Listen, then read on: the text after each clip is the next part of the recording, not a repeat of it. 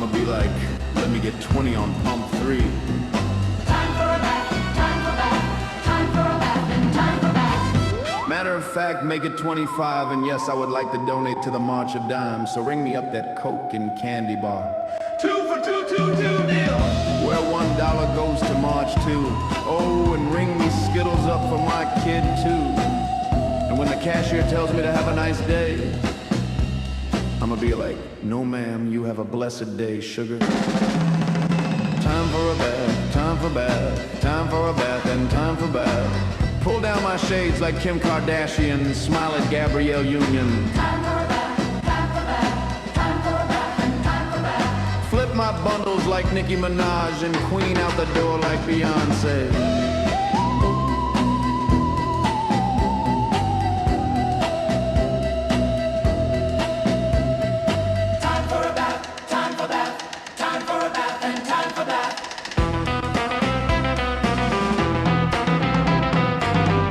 Goofy face, heart, muscle, muscle, muscle, muscle, muscle, muscle, muscle. Time for a bath, time for bath, time for a bath, and time for bath. Sassy black girl, sassy black girl, sassy black girl. Kiss, kiss, kiss, kiss, hush that. So hot, I ain't chain harmony. Hush that, call my taxi to the knee.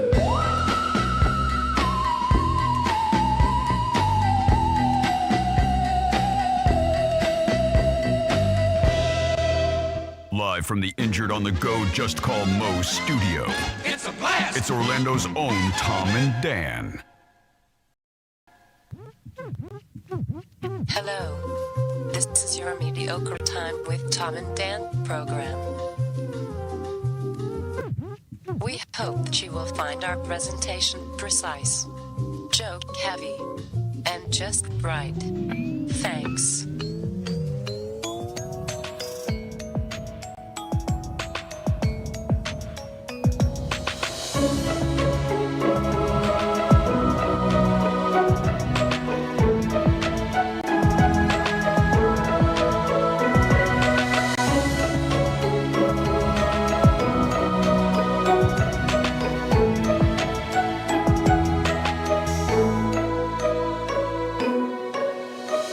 Welcome to the Friday free show of A Mediocre Time. Hey, everybody. It is another A Mediocre Time with Tom and Dan. I am Dan. I am Tom, and we've got Sam on the couch today. How you doing, Sam? What's up? We figured Halloween is the best time to bring in this scary bitch. to bring Spooky Sam back season. on the show. Spooky season. Huge thanks to Mo DeWitt, justcallmo.com. We appreciate him. You know, I don't know if he let Sam come to do it now, but I don't know what it is. Yeah, I don't know. Sam's supposed to be working right now. Yeah. And then, like, hey, can Sam come do the Halloween show? And then I cursed the show and broke the computer. Did break the computer. No, but show me a PC that will not default back after updates, and I'll show you a Dan who likes PCs. There you go. That's what I'll say. You know, I don't want to be mean to people that use PCs. We have a lot of listeners that use PCs. But I will say that every time I try to dip my toe into PCs over a Macintosh computer, I find that, how do I put this? PCs are giant hunks of shit. Just giant hunks of shit. And we even bought a decent hunk of shit, and this one's still a hunk of shit. But hey, we're running, we're here. I'm happy. I made Sam a song. Should we do it? Yeah. Do it? Well, before we play do some Sam's business. song, Do some business. well, I was just gonna make fun of Daniel. Make fun of me. Make fun of me. Fine. Make fun of me. This is every time this happens and there's some technical difficulty. And there's been a lot this week. Daniel's trying to solve it, right? If there's a problem, Dan will solve it. I'm never more calm because at this point in time, I can. Well, it's out of your hands. I can offer zero, even suggestion of what may be happening. There's no way I could even come close. What also helps is that you know that you can't give any advice, but you always ask what's wrong. You know what? And it just bothers him because he's just trying to fix it, and you're just fucking asking questions. He does say because I'm like, maybe I can figure it out. He does say really stupid things while I'm trying to troubleshoot it, and I kind of like it because it is your way of supporting me. You'll be like, well, I it's remember. Fake support. It might be, but he'll be like, I remember the last time this happened, and he will remember things that are correct, but sometimes he'll remember them and he'll say that Andrea does this too. Everybody that has a significant other knows that if they know what it feels like to have their significant other try to be helpful in a terrible situation, but what they're bringing to the table is bullshit. Yeah. Right? We all know that. You do it, I do it, and you were. But you know what? I want to give you flowers. I appreciate you doing it because it does help me to have you be like, hey, is everything okay? Like, regardless of what you know, what you don't know, anything, it's fine. It's like if someone was clutching their chest and they're like, oh, and then I'm like, hey, what's going on? As if them telling me while they're having a heart attack, I could do anything about it. Yeah, anyway. call 911. No, but Typing fast. Well, you know what I do remember? And, like, seriously, not to put a positive spin on this, but I will put a positive spin on this. He is confident in me troubleshooting the problem because normally I will solve it, or he'll tell me, like, I don't know why you get so worked up, man, because if you just think about it, you'll find it and normally fix it within, like, a lot sooner than I think I need to fix it, right? Like, if I needed to fix this, I'd set aside a full hour to troubleshoot it. Normally, I don't need, probably 8 minutes? Something like that. I'll figure it out. Yeah, it's just a computer. It's not that. What we're doing here is not complicated, and I'm not a super genius or anything. Yeah, and then Daniel also, he's like, I can't work under this pressure. You're staring at me. I know. I almost left the room because he said, "You're staring at me. You're staring at me." Oh God, it's happening again. I didn't mean it like that. I didn't mean it like that. But I can see how you would take it that way. I can see. Hold on. Me and Tom looked at the floor. I'm gonna give you that. I'm not looking, dog. Look over here. Not looking, bro. I can only troubleshoot nude. Well, hey, welcome to the show. Thanks. We're so glad to have Thanks you for here. having me. Do you want me to play her song now? Yeah. All right, here. I made you something. Here, this is just for you. Check, hey, all right.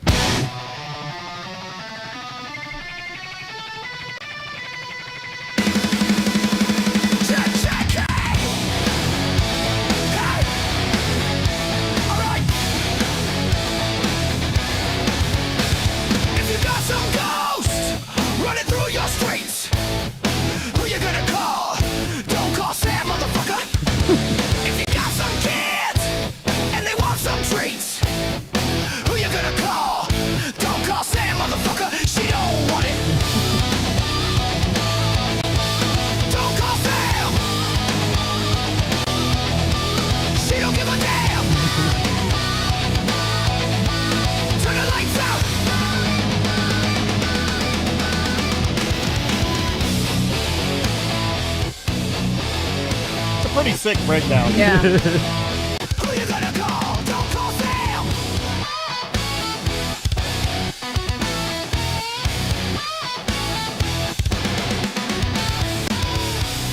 All right. Hell yeah. There you go. There So, you go. Don't call it. Sam, motherfucker. She don't want. Turn the lights out. Yeah, Get your fucking kids out of here. Bring them to Baldwin. She don't want that shit. Get the fuck away from her house. Will you guys, or do you guys continue to turn your lights off and ignore the trick-or-treaters? Was I right? That was my favorite. So we've added more decor to the outside of our house, and Travis was like, "Well, are we dickheads if we've been lighting up the neighborhood for the past month and a half and then we just turn the lights out on Halloween?" I think that's awesome. Tom and I think it's, it's like a long con, right? It's like, oh, they're going to be the full-size candy bar lady. That's a full-size candy. Oh, yeah. all gone. But what's worse? Is it us that actually are celebrating Halloween by being festive, or is it the person that's 3 houses down from me that already has their Christmas stuff up?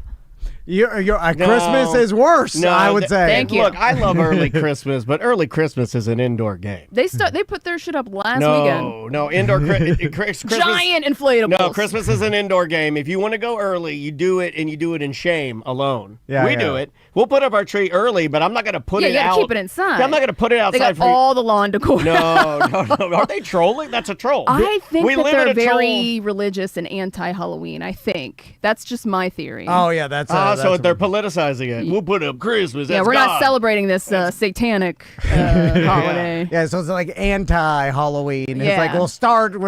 Jesus skipping Halloween straight to Christmas. Andrea, once a month we get a person to come and zhuzh up the house a little bit, and the guy we have today is from Haiti, And apparently he was telling Andrea all about how Halloween is coming to get her. Oh. Yeah, like it's bad for his country and it's coming to get you. I gave, I still give Daniel a lot of shit for putting up his Christmas decorations early, and It's out of my hands. It's kind of like with the audio here. It's out of your hand, out of my hands. Yeah. The girls love it. Maisie has been playing the playlist on Spotify. It's a great playlist. Cozy Christmas Jazz. Do you want to know how long she's been playing it?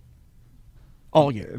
All year. Every it night. takes the specialness out of it. No, she Some is, people are just Christmas She people. is, if you cut her open, there's gingerbread inside. Like, she goes every night, Cozy Christmas Jazz, and she's been doing it for over a year. So I thought it was a weird thing, and Daniel was like unique to this. And then, but from running around my neighborhood in the past, couple weeks, Workout flex. because I look into people's windows when I'm running around. Yeah, I do too. You should see what I do on I my mean, what scooter. else are you supposed to do? Yeah. So I'm like, what's going on in this person's What are house? they watching tonight? Wheel of Fortune? You know, if you're up early or up late, you could see people walking around nude. Oh, yeah. And there's a lot of people with Christmas trees. I say a lot, but I saw at least two, and I'm like, that a was lot. more. I thought it was a Yeah. super rare thing, but it's like two out of the little, around my neighborhood. That means there's a lot around town. Anyway, Chat room is giving me knowledge. Apparently, there are a lot of Jehovah's Witness in Haiti, and they do not celebrate, so that would make sense. Yeah, that makes sense. There so you go. real quick, our beer fest, our free beer fest, is coming up November 23rd. It's the Bad Business Beer Fest. Get there at noon if you want a gift bag.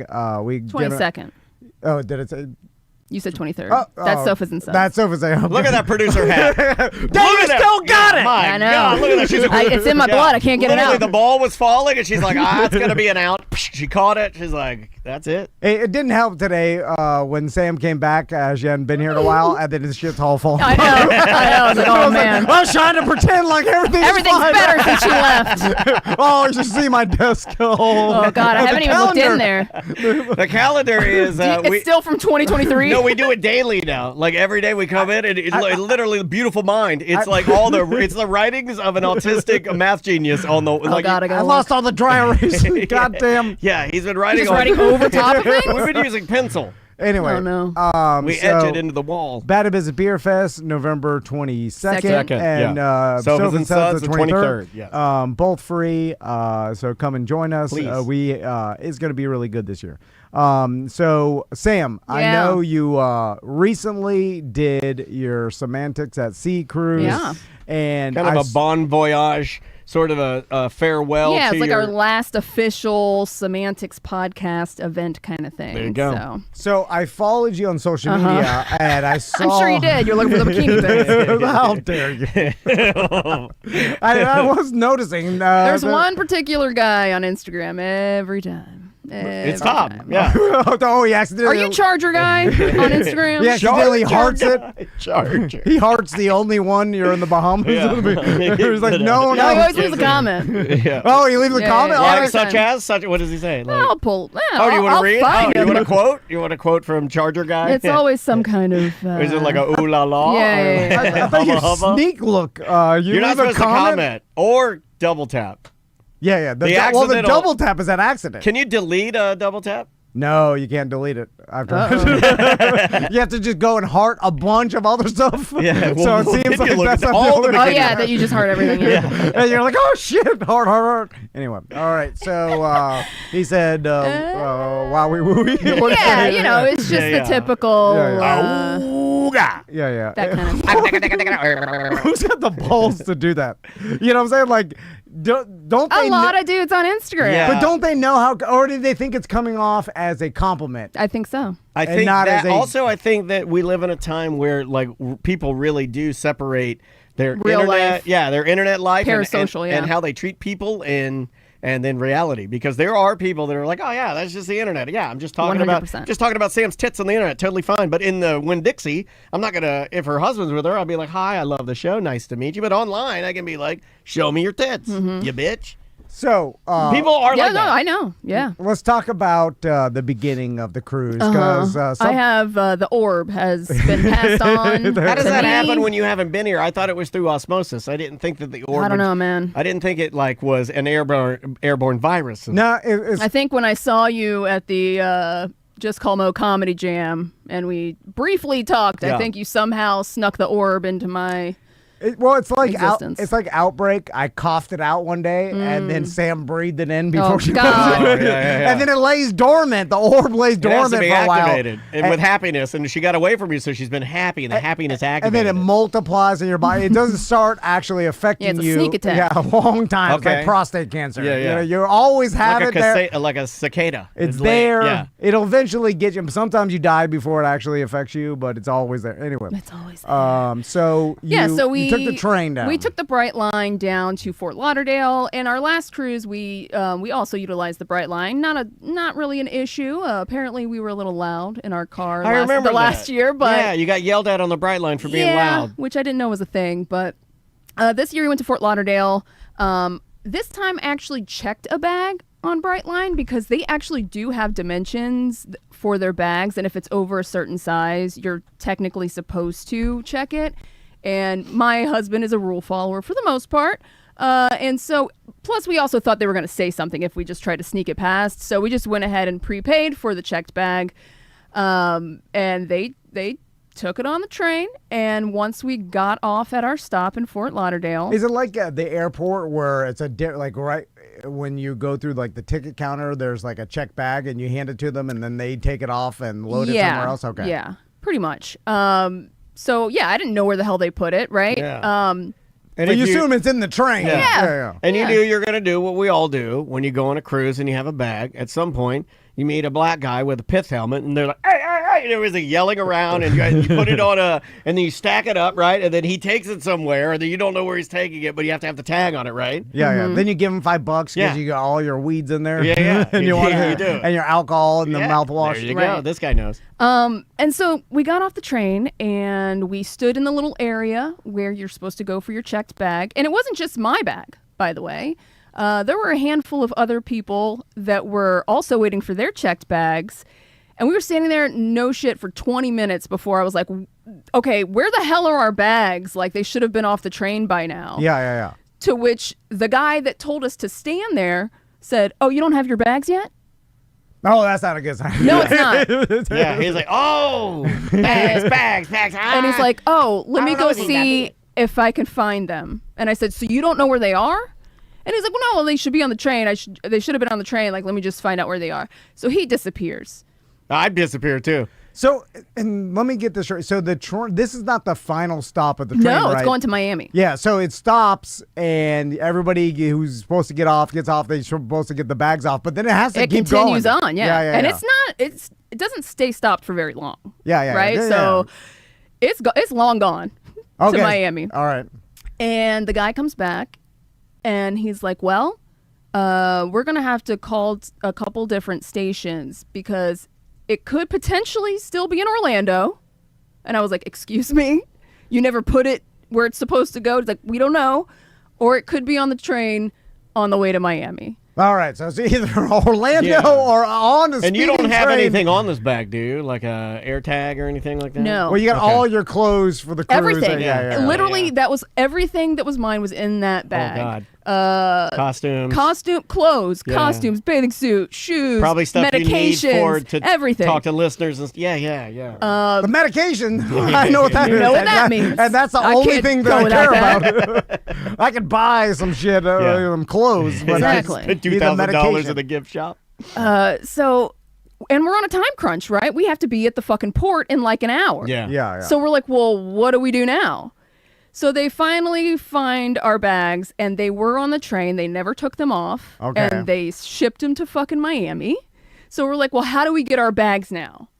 Now we have 4 people for the Bright Line who are running around with their heads are cut off, and I am. This has got to happen sitting all in- the time, That's right? what I fucking said. Yeah, I mean, I like, said, how if do you they- not have a fucking protocol for this? This You- has never happened before. you None said- of them knew what to do. Yeah, there are like 4 or 5 bags, you said? Like, it was you and a couple Me other and a people? few other people. Yeah, I mean, this has to happen And at they were every all train. going. They were all going on cruises too, and they're like, "Well, we have to get to the port. Like, what's the solution here?" So their solution was that they were going to have a random Uber driver pick every person's bag that is lost will get their own Uber driver that's going to pick up their bag and drive to their particular port because everybody's at a different port too, by the way. And I'm like, so you're trusting. I was like, have you been in an Uber before? Do you trust these Uber drivers to A, even fucking bring my shit and not just steal it? Yeah. B, know how to go to which port? Like, they're not going to be able to find a... This is not a normal thing Uber drivers do. No. So I imagine that how are you even going to call an Uber driver to... How do you explain that? Yeah. You can't talk to them, right? You can only text them, right? I'm trying to remember. You can only text them through the app, so you'd have to text them. That's what I thought. You'd have to text them. You're not picking up a person. You're picking up a person's bag and taking it to a person. That sounds sketcy as hell, too, by the way. Yeah, that sounds like you're carrying a bomb. Yeah. Also, or a body or something. Sounds like there's no way you're going to be able to explain this to the random Miami Uber driver. No. To like, hey, you got to pick up this luggage. First of all, how are the train station going to give the luggage to a random Uber driver? Like, you're like, hey, I'm here to pick up Sam Har's luggage. Here we go. People in the chat room are saying that Uber drivers are doing deliveries now, but I don't know how you would do it. Yeah, deliveries for luggage? Well, no, this would just lead me to believe, let's go back to what we were saying, this would just lead me to believe that this happens all the time, and they just have a bunch of Uber drivers that run people's luggage to them because they're so bad at getting the luggage off the bright line. I believe that this particular type of situation had not happened to them before because they had zero protocol. At one point, they were like, oh, we can wait for the train to circle back. And then that's when we were like, no, the fuck we can't because we have to get to the port. The port's 20 minutes away from the bright line. Right. Then we got to go through security. And you know what I'm saying? And like, the cruise ship waits for no one. I've seen that. And I'm like, and I don't know. I like those videos. Yeah, I laugh at those. I like it when it's a kid. Slow, dude. There's one with a kid and they're going out of port. It's a mom and a kid.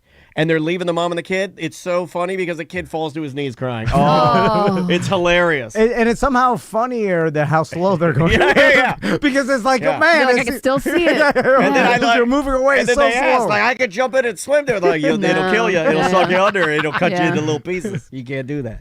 Throw me a rope. So I think that they may have had this happen before, but have had people wait and have the train circle back around. I don't know, because they had no fucking plan. And it was BDM, who was on your cruise, buddy of ours. Yeah. He says we were on the cruise ship waiting to hear if Sam was going to make it on the cruise. Yeah. And like, This was a countdown, man. It was race against the goddamn clock. I'm sure you and Travis had the conversation. All right, Travis was hot. What if they hot? How mad was he? If they don't come back with the luggage, do we go luggageless on the cruise? So we had that conversation. Okay, it was either that or I was going to try and contact, because it was Celebrity Cruises, I was going to try and contact them and see, because their first stop was in Key West the next day. Like, can I borrow jump some shorts on the cruise ship at Key West instead of here? But I don't know if they would let me do that.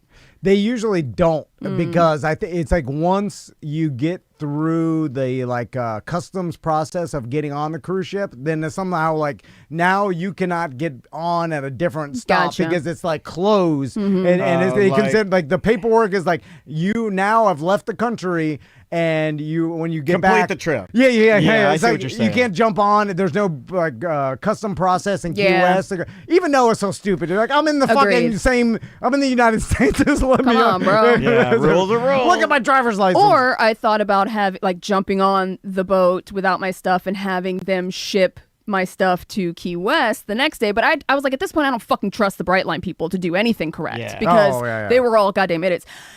By the way, like the insult to injury was as I'm talking to this guy who's supposed to be like our main point of contact, I'm staring at him. He also has no sense of urgency whatsoever, even though we're like, hey, you got to figure something out. Like it took a while for them to even come up with the plan of the Uber, by the way. Like that took forever. This guy had in his front pocket, and I took a picture of it, a golden Joker card hanging out of his pocket as he's telling me that he's going to have an Uber driver. You got the Miami Joker. You got the golden Joker? Oh, yeah. He's good. What the hell? That guy's infamous. I watch his videos on TikTok. Golden Joker. GoldenJoker.com. So we had our friend Stevie with us, and she was trying to like really get down to the bottom of things. Stevie's a traveler, right? Yeah, and she was like, listen, you're not going to have some fucking random Uber driver grab their stuff. You need to have a Brightline person, an employee of Brightline, drive it here. I'd go through your stuff. I'd lick your dildo. I would. If I'm your Uber driver, I would lay it all out. I go through it. I put one pair of panties in my pocket. I lick your dildo. I try to find the weed. I suck it like a dick. I put it back in definitely there. cleaning it. Oh, yeah. I'm doing all kinds of crazy crazy stuff. I might take a turd, break off a tiny piece, put it in the bag. No, don't turd it. Yeah, I might put a little turd in it. Because I'm a sneaky Uber driver. I'm crazy. So I'm the golden joker. They enacted the Uber plan. They enacted the Uber plan. They gave us the Uber driver's phone number, what the car was, because they had to order it, right? Yeah. Not us. God, you get your bag delivered at 86 We're getting maximum. all of our information third party now. So now we got a middleman, and they're telling us, you go ahead and get an Uber to the port. We'll have the Uber driver meet you at the port. Oh yeah, you for I don't sure. know if I And we'll write down way. and we'll write down your port No, number, this sounds and we'll so- text it to your Uber driver, and we're No. like, I don't know, Sam. at this point, Yeah, I'm yeah. just throwing my fucking hands What's in the air. Travis think? Because, I would imagine he's like, this is straight. Like, Everybody was like, this is straight he's not bullshit. screaming, like, Everybody was because he pissed. gets hot. Like, he and Yeah. I have a gene. Like, we'll get mad about, like, he was just keeping it calm. Here's what I would think. It wasn't screaming, but I would be screaming. I was like, if someone messed up Very the passive-aggressive. basic business of, I checked my bag and then I going paid to, you. and Like, then- I paid for this. I'm like, this infrastructure was set up a long time ago. Like trains have been happening for a while now. It's like, and then That's an excellent point. and then now your bags are in Miami, and then the Golden Joker's coming up with a plan on the fly, and you're like, Well, that's what he's you're known like, hold on, the trains have been happening since the Joker. 1800s, and this has been going off fine, and then now the Golden Joker's plan is gonna happen. Like, there's no way. he this- also looked like George Santos. I don't know if you. And he had the tightest pants on. I could see his moose knuckle. It was just it was the worst case scenario. But what happened? So we're like, okay, well, this is all we can do. Like, there's really no other option here. So I mean, that is the right attitude. Plus, you don't want to set the tone being too negative. I know. You know what I mean? Like, and I yeah. have, by the way, I got all my people that have paid to be on a cruise with me Yeah, are yeah. on the ship. Yeah. They're already on. Yeah, They're yeah. getting drunk. And Yeah, I'm yeah. like, oh my God, I'm not even going to make my own cruise. So you almost are like feel obligated. This is different than Just a personal, if you're yeah. on a personal cruise, Recreational thing. Then Yeah. you're like, okay, You feel infinitely late, Yeah. because Well- you should be there first. well, not only that, like, so if the Golden Joker's plan doesn't work and your bags don't show up, I'm like, fuck What makes it. you doubt him? Like I'm like, hey, I'll try. I'm not going on a cruise without all my shit. Like that's because now I'm buying all my clothes. I even on had the like cruise. I had some of the people's gift bags I still hadn't given them. They'd flown Right, in from right. Ohio. That's what I mean. Like, you've got stuff for your Yeah. events in your bag, But of course. since it's the semantics cruise, you're like all these people paid to come on the cruise with me. I would feel But joke's on them. Golden Joker's last joke. Yeah. She doesn't go. I would feel Golden Joker obligated strikes again. Ultimate joke. to get on the cruise without my bags. Just Oh, I would have. to- Yeah, I would have. just to go with the group, and then it Oh, would have yeah. been a rough with Oh, no. it'd be stinky. Yeah. Or you just buy a Yeah, bunch you buy of the stuff in the. You dress like a grandma. tchotchke You know, you gift go in there and shops. you dress like Moo-moo, yeah. full grandma, and then you just expense it to celebrity. But I guess. really, it's the DOP kit that you're losing, because all the clothes and shit, you're like, okay, I can figure that out. But all your personal shit and and your drugs. Yeah. Yeah. Drugs, My toothbrush. God, Not drugs. just drugs. Yeah, You drugs and need that. toothbrush are important. Anyway. So we get to the port, and at this point, our travel agent Tim Cruz, who was the one that put this all together, he has now already spoken with Celebrity and let them know the situation. Like, hey, this is what happened with Brightline. They're on their way. They're going to be really tight on time. So, like, just please get what them you through. can. Yes, exactly. And, like, here's the situation. Be ready for them. So we get there, and to their fucking, they were really great. Like, as soon as we got there, we didn't even have to, like, go in. They're like, we'll check you in right here on our iPad. So they started doing that while we're looking for our Uber You driver. got the Chick-fil-A. And they're awesome, right? They were doing great. And then they were trying to calm us down. And it's getting down to like 5 fucking minutes before this boat's about to leave. And I'm like, God damn. You're talking hornblow, right? they're like, Oh, it's okay. man. It's okay. We won't shut this door until right at 3. And we're like, okay. It's like Cadillac Pat trying to calm me down in line at the Amway. You know what I mean? It's like, it's fine, you'll be good. We see the car that is supposed to be our Uber coming through where the little parking station is. But he goes a different direction. Oh, Golden Joker strikes As again. if he's going to a different port. Oh, no. Okay. To which then my husband calls Priscilla, who is the HR for Brightline in Fort Lauderdale, and is like, where the fuck is my Uber? I saw somebody who was in the description of what you said our car was go a different direction. Oh, my God. And then she said, oh no, that's not your Uber. And he's like, where the fuck is my Uber?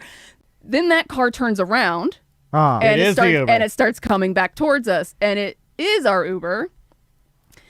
And the guy gets out and he goes to open the trunk, and I'm just like waiting to see like somebody else's luggage in there. Because what are the odds that they're going to get this right? They haven't gotten anything else right. You know what I mean? Oh my God. I would have bet against it. The whole time I'm like holding No my way. fucking breath. I hope the golden joker's in the trunk. And it was my bag. Yeah. And we got on with 3 minutes to spare. Wow.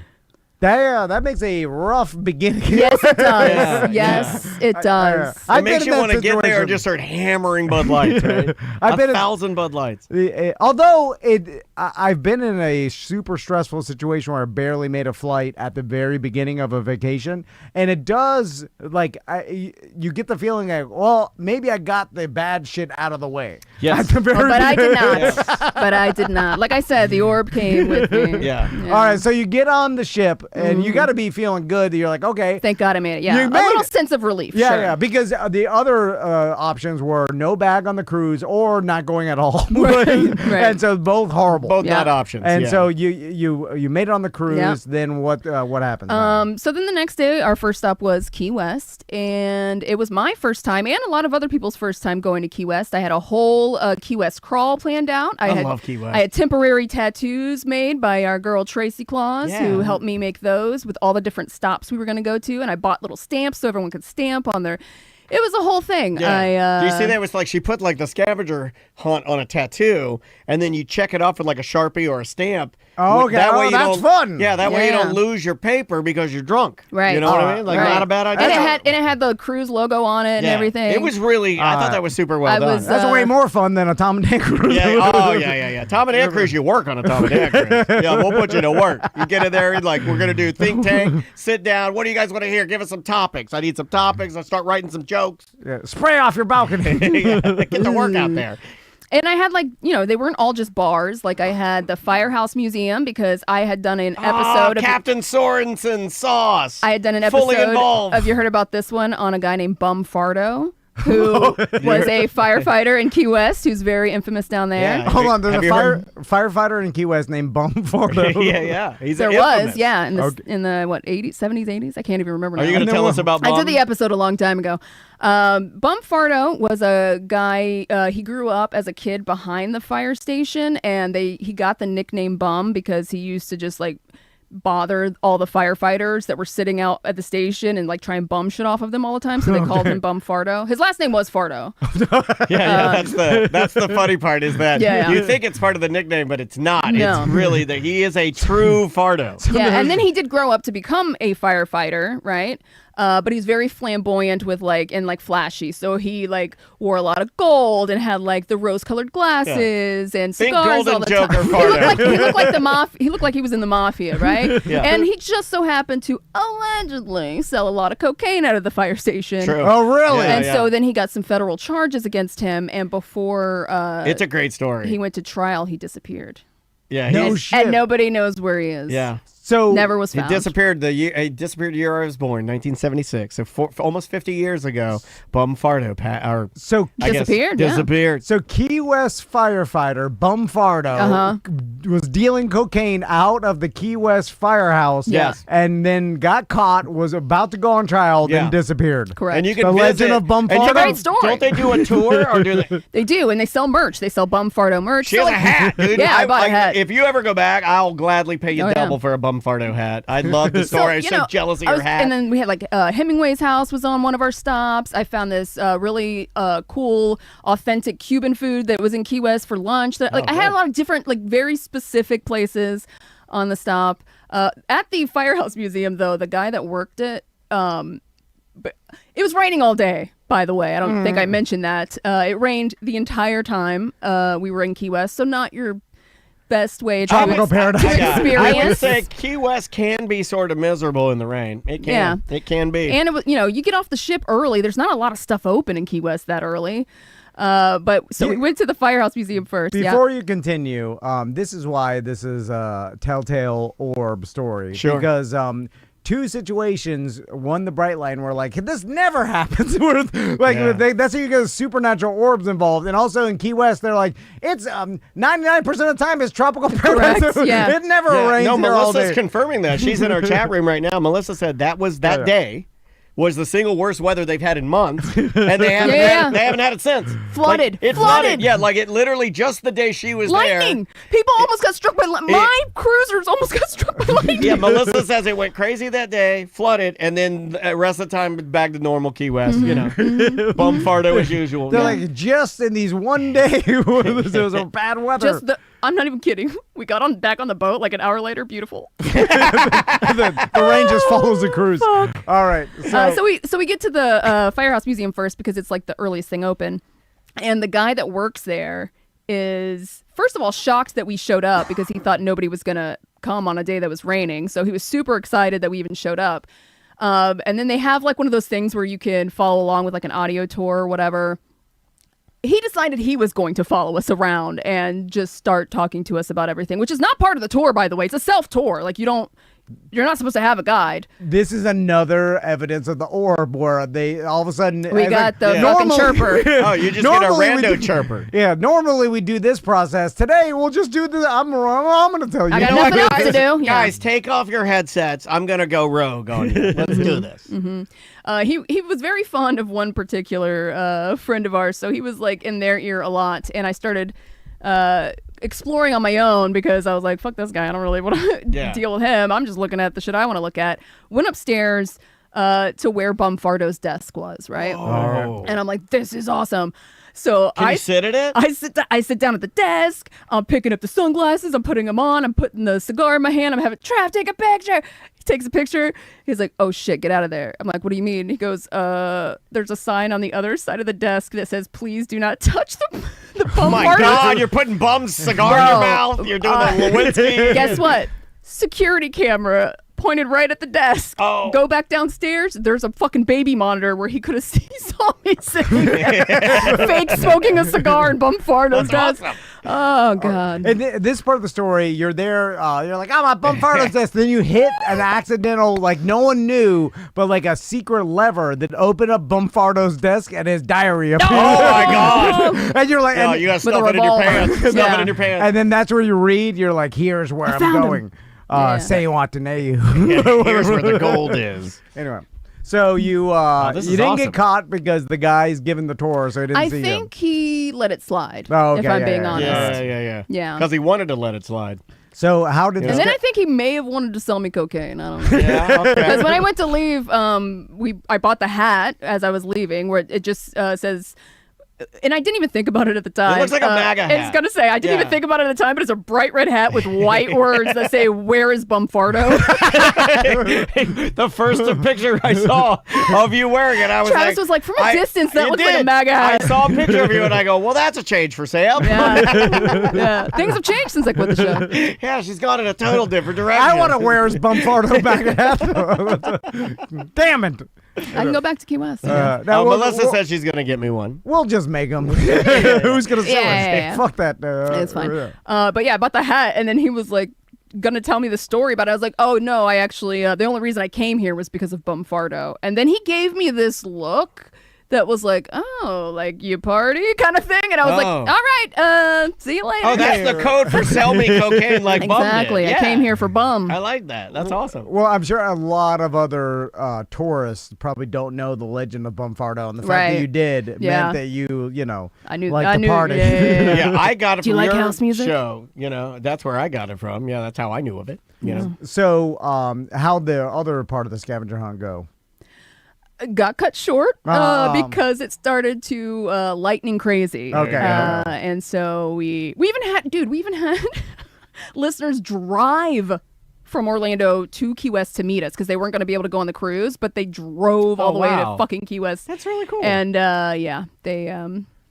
they got to go to lunch with us, and then they drove us back to the port because we didn't want to walk through the pouring rain and flooded streets. Okay. And, this is rough. This is a rough go. All right, but then now you're thinking, okay, it's raining in Key West, but now we're off. What's your second destination? We might have had a day at sea that next day, but then we went to Bimini. Okay, all right. You're a Bimini. big fan of Bimini, right? Yeah. What do you do on Bimini? Because I've been once before on the last Semantics cruise, and we were on a Virgin cruise that time, so we just went to the Virgin's like private beach or whatever, which is fine.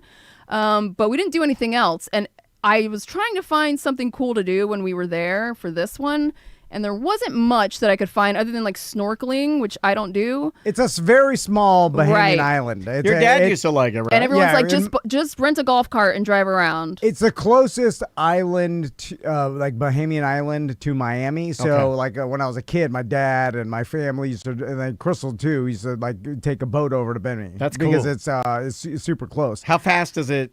From Miami, you jump in a boat I and then think you're it's- there in it's like what? 2-3 hours. They or still whatever. do that with like ferries. Yeah, they do a ferry to Bend. That's how recently me and Crystal, I said recently, over, it was before kids, so probably 12 years ago. Gotcha. But apparently now Dre told me a lot of the Cuban mafia live in Bimini now. Oh, great. And like this like super palatial, The mafia's big again.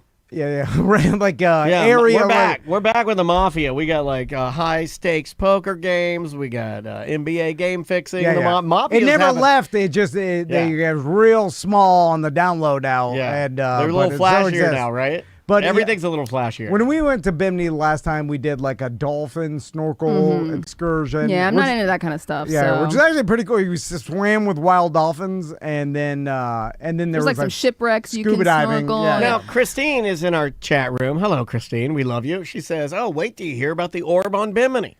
Hold on, no. We gotta have at least some non-orb time. So what happened? We to Bimini? decided to do the old let's rent the golf cart and just see what we can find. Okay, Right? drive around. I thought that was a brave move. In fact, I saw a video of you guys in the golf cart, like hauling ass or leaving, and I'm like, well, that's brave. Yeah. Because renting vehicles in tiny countries is normally a way to get injured, right? Well, Can be. The scooters are Yeah, where scooters people are have the bad. problem. Although, you're driving around, there's not much traffic law. Like it's kind of a, Lawless hellhole, yeah. It's free for pretty. all. It's Yeah. There's a, I don't know that there are any laws. Yeah, no at one's all. enforcing traffic rules, so No. it's kind of like, you take your life into your own hands. Use your horn to let people know. I mean, golf cart. Yeah.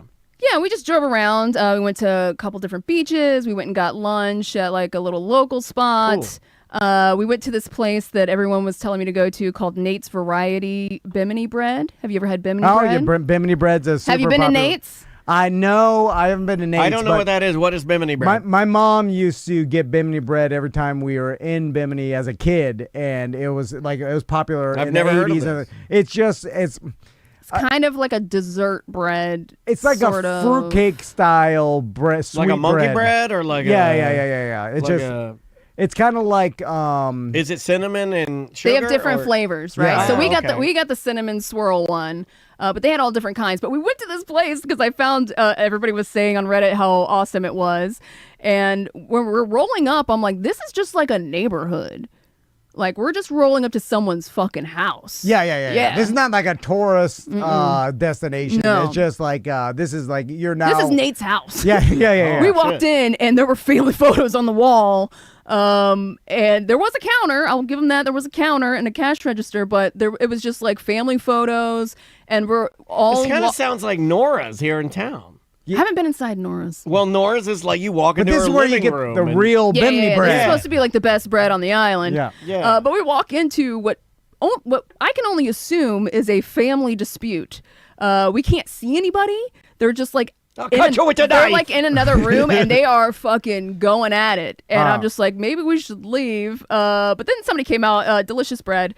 So we're like, all right, this is it. Let's get the hell out of here. Yeah. Let's make our way back to the boat. So we start driving the route that is supposed to be the fastest. to Electric get- golf cart or gas? I don't even know. Was it making noise or was it quiet? It was pretty quiet. okay, probably Yeah, electric. like, you know it. Yeah. My dad loved a good gas golf cart. I'm like, Dad, it's so loud. I don't run forever.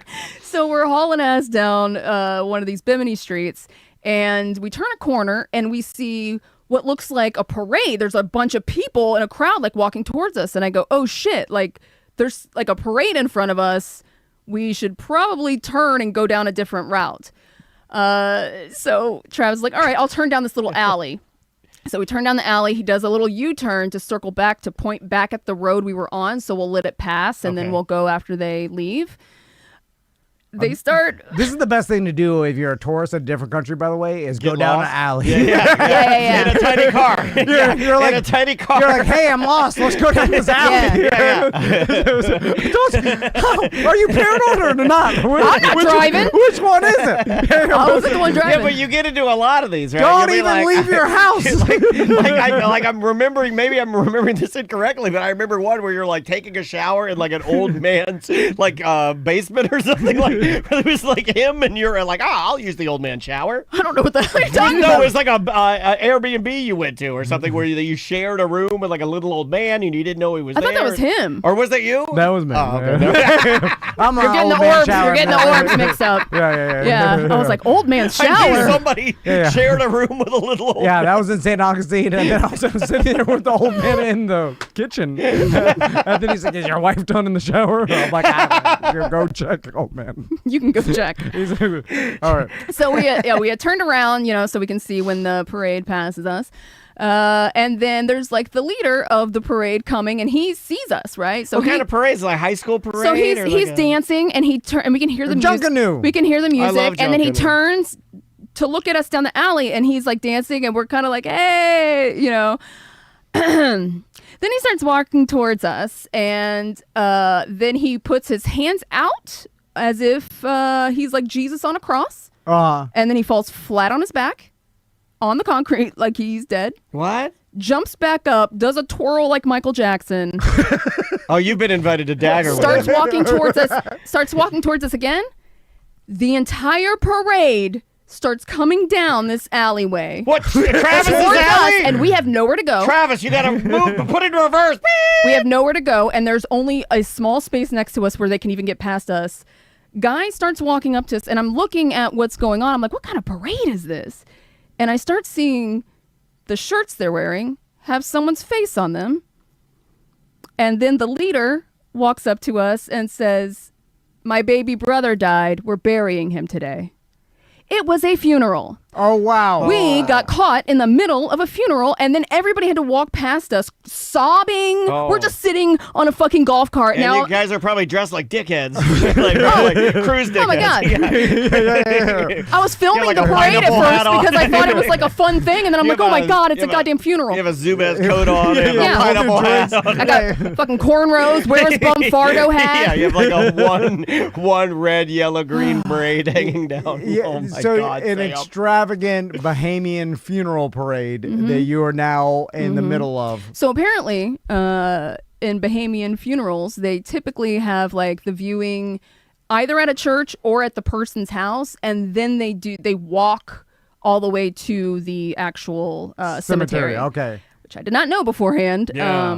But yeah, we got caught in a Bahamian funeral. That was great. What are the chances? What are the chances he would have turned down that tiny fucking alley instead of the main road? Well, I blame Travis. He should have stuck with the route. Well, here's what the chances are: 100%. You got the orb. God damn it! It does sound like you have it. Yeah, once the lost luggage started it, then it's never coming. I should have back. just stayed in my cabin. Was that the It's gonna end of? continue Did you to happen. ever lose the orb on this cruise at all?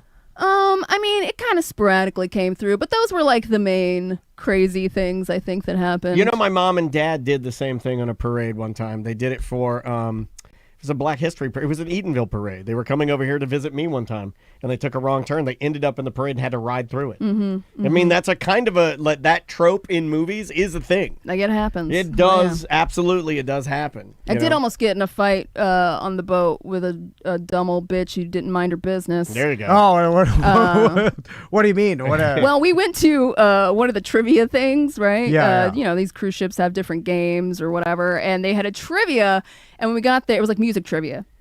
So when we got there, it was 70s disco, which I'm like, I'm not going to fucking know any of this, right? Yeah, Unless it's like the hard. Bee Gees or something, I don't know. But while we were there, somebody had told us the day before that there was this little kid at trivia the night before that was cheating the whole time during trivia, like looking with shit his up on his phone, phone. okay. And he goes, the fucking cheating kid is over there in the corner, and he's at this 70s disco trivia. And I go, push him off the boat. if this kid wins, he's like 12. I'm not even kidding. Like, the kid was a small kid. He looked like Tommy. Okay, yeah. He's not going to know 70s disco. Of course, yeah. And we're watching him fucking Shazamming it, right? Like, we're watching him put it on his phone and then write it down. And I'm like, oh, this kid. So now we're like passively aggressive saying things about the kid petty. cheating. Oh, yeah. You got to be super petty on this. Yeah, because it's for the principal, right? Yeah, we don't give yeah. a damn about the actual prize. Plus, you're right? on a cruise and it's closed circuit and you'll never see this kid again. You got to go ham on Exactly. this. And he's by himself. Yeah. It's not like his parents are there. So he's over there cheating away. We're making jokes about it at the table to ourselves. And so when they announced the winner, the kid won. To which somebody in our group said, he cheated. Screaming out loud. Yeah, you got to do it. Tom would be hiding. I forgot to mention that the guy that was doing trivia, like the host, was some kind of like Eastern Bloc DJ. Okay, he's also probably working in the engine room because they all have a bunch of different jobs. Engine and I think turntable. He talked like Dracula, and he, I'm pretty sure was 100% drunk. He was making inappropriate jokes the whole time and kind of like did not give a fuck about any of this. Let me DJ So your he teddies. He goes, oh, you think you cheated? Nah. Kid, in Russia, kids cheat all the time. So trivia ends. They're about to start something else. We're sitting amongst ourselves having a conversation, joking about the kid cheating. A lady in front of us with her 3 friends turns around and says, come on, guys. So what? He had his phone. Just let it go. And I said, what did you just say? Uh-oh. And she repeated it. And I was like, I don't think that you're a part of this conversation. We're talking amongst ourselves. So maybe you should turn around. And then she turned around. Yeah. All you'd have to do is stand up with those boots on.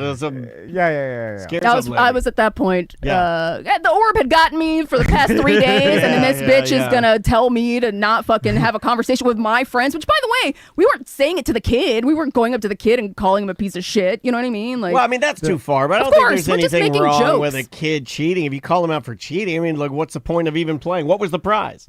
I don't even remember. I mean, if there's a prize, you can call him out. There was a prize, but it was like something stupid. Okay, I have a theory about cruise ships. I think they underreport the amount of fights that happen on cruise ships. Oh, yeah. Because it's bad for business, it's bad for all the cruise business. Oh my God, how drunk people get? My God. But everybody on a boat, everybody's got diarrhea. Everybody's drunk. Everyone's irritable. Yeah, at least 60 of the people on the boat have an orb. So I feel like when we hear about a fight, that's the 1% of the fights that we hear about because they got too far. Well, you out. watch the videos, right? Yeah. There's whole channels about cruise ship fights. Yeah, but there's a lot of the times where like your internet's spotty and everybody doesn't have their phone on a cruise. A lot of people leave, there's a lot of unreported cruise ship fights that happen. Some people leave their phone in their room just a lot of people, yeah. So I mean, I try to do that. It's hard, but you try to do it. So how about all your listeners? They all have a good time? Everybody had a great time. I think everybody else, their situations, I think, went very smoothly. Nice. One of our friends, he's actually going to be on the Tom and Dan sofa team for Sofas and Sons. Right on. Our buddy Sal, he was enjoying himself quite a bit at the silent disco, and he actually made the promo video. When you go on the channels where they promo the different groups, he made the promo video. That's pretty cool. He must be having a good time to make the promo video because they do try to make it look organic. They try to pull real people. Now, at the end of the cruise, because this is Semantics SE cruise, does everybody everybody gets off, or everybody's hugging each other? We did karaoke. Sorry, we did private karaoke, so we paid for our own private room. Oh, that's cool. I don't think that the host was prepared for the songs that we sang. She was very scared of us, I think. So why? And she also did not know how to run the audio, which we tried to ask them if we could do it because we know what we're doing more than they do. Yeah. And Travis was getting so pissed at the lady because the volume was so low. He kept doing this. like with his finger pointed up That at the just ceiling, looks like you're dancing in and Russia. that is exactly what she thought, and she just started boogieing, and I'm like, no, Yeah. oh, God. This is how you dance in Russia. You just point up to the sky. We also would have random motherfuckers just walk in and like just start watching us, and we're like, "This is a private event." Yeah. They didn't put anything on the door or anything that there was a private event. They're like, "We just heard music." Cruises are sort of held together by nothing. Yeah. Like I It don't is think- very yeah. They flimsy. really when you start to think about if you're going on one, don't go there thinking that you're at all safe in any way. No, I mean, You're just not. watch Poop Cruise. You can tell that. Yeah. You know. Yeah. Well, all the employees, they and their families have real problems, and they're trying to cater to a bunch of people that are on vacation. You have a special needs kid back in Bulgaria with cancer, and you're trying to send money home to get the surgery, and some it's guy loose. doesn't have enough Mick Ultras. Yeah, Okay, yeah. whatever. You're like, all right, your karaoke's not going right. Listen. Yeah. My kid My is kid's starving. my kid is literally suffering and needs a surgery. You know how much you don't even know how little we get paid. They just dropped a bomb on my grandpa's house, blew it up. So it's a show cruise. I've thought about this for our own show. Like one day there'll be an end to it. Yeah. And then but I like ending. I can see it. I can see it on the horizon. I like ending on an event where at the end of it you're hugging everybody, and then everybody's like, "Well, what do we do now?"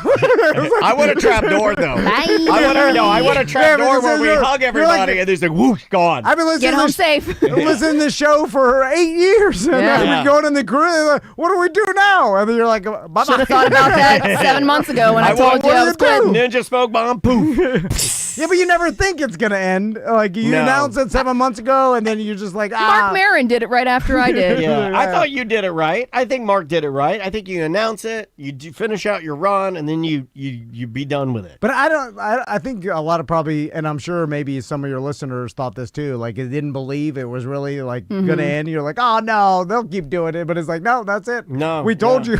I've already sold half the equipment. Yeah, gotta get That's rid it. of it. Gotta parse that stuff out, man. So and that is Yeah, it's it good. though, right? Yeah. But you might do other things. You're still doing your stream. Yeah, I do Sipping with Sammy on Twitch almost every Sunday. You can find me there around 9 a.m. I just talk like current events, pop culture, that kind of stuff. It's fun. You can pop in there and chat with her. And sometimes me and Travel jump on our Twitch channel, twitch.tv/semanticsmedia, and we'll play video games and stuff like that. Yeah, but you did this week, I did just buy a electric drum set, so we're going to start making music again. Nice. Oh, you could have bought Daniels. He was. Oh, do you have one? Yeah, I do. I do have one. Actually, Just reset it up. Oh, really? You Yeah. start We doing got it on Yeah. the Sweetwater deal of the day. Yeah. so it's What'd cheap. you get? What kind did you get? I don't even remember. I'd have to pull Well, it up. Sweetwater does people right. So if you bought it from them, they're No, it was a good one. yeah, We they've did our done- research They've on done it. a good job with that company, man, and they're annoying as hell because they call you after you buy something. Yeah. but Yeah, they they do. They do a good job. They do a real good job. All right, let's take a break. Yes, sir. When we come back, I'll tell Sam about a concert I went to on Wednesday. I've been waiting to hear about this. Weren't you supposed to go to the Turnstile show too? Weren't you Yeah, I giving away already got tickets? there. I don't. Decided to, you know what he decided to do I can't- instead? You know what? He went bowling instead. Yeah, I took the kids. Oh, my I'm God. not I know. into turnstiles. I'm like, Why'd I'm you not- even have tickets? Well, because all our friends were gonna go, and we're trying to recreate the No Effects, Oh, my No God, Kids you guys. adult Yeah. weekend. Chasing that nostalgia. Uh-huh. But But then- chasing their teenage years. So you're just buying tickets for shows you don't even fucking care about? Yeah, because when you buy Those the are tickets, expensive tickets. But think about it. When you buy I the know. tickets, it releases the chemicals of nostalgia because you think you're going to do it. So in a weird way, you're kind of doing But it. then when the day comes and then you give them away. Then you don't want to go, so you go bowling with your sons, and that's fun too. So it's double chemicals. Well, some of my friends went to Turnstile. I'm not into Turnstile. Like that's the problem. Like, you Right, know, then and why I'm- buy the ticket, I guess. But I'm then. not into Pierce the Veil either. Oh, you're just. But Yeah. my son is, Yeah. and it created the best concert experience of my life. There And you I'll go. tell you that. Wow. Well, Best that of was your it. life? Yes, yeah. Because remember, he has to have somebody else enjoying it there for him to Right. enjoy it. Yeah. And when I had the person that I care about the most enjoy it, You hear that, You know what, Crystal? Tommy? Yeah. Well, no, my son's and Crystal's the same way. We both agreed. Oh, Our they're all sons- even? You say they're all even? You No. can't do that. Our no, sons hell no. are the most important. Yeah, but But each which one's other- the best? No, he just said. He said the person you love the most. That's why I said Tommy, you hear yeah, that, that's Tommy. mad. No. Yeah. Tommy's part of it too. but Yeah, Tommy He's part of didn't it. He's go. part He of it. didn't go. But he didn't go. I love him the most too. Is that No, you possible? can't. No, No, you no, only no, love you one the can't. most. Yeah. That's what you. Thank you. That's true. what I would say. That's but what I'm it's saying. weird Yeah. that it's Yeah, it it is- somehow it's it's weird not when you hear true. somebody else say it, right? Like, no, it's absolutely true. There is one you love more than the other, and the one that you go to the concert it might with be a is the small one. margin, but the it one fits you there. leave at home is the one you not love. Well, the one I left at home is things like me. He's like, I don't want to go to the shit. And I didn't either until I saw. Anyway, I'll tell you all about it. And then we also have some spooky stories because it's Halloween. We all curated a specific story that we'll present to the audience. And it's funny because I told Sam mine, thinking that maybe she didn't know it. She's like, I know that. No, she knows mine too. God damn it. Yeah, she knows them all. Anyway, the name of the band, Friendship Commanders. Name of the song is Found. We'll be right back with more of Mediocre Time with Tom and Dan right after this. 1-844-TOMNDAN. Show at tomanddan.com if you'd like to leave an email.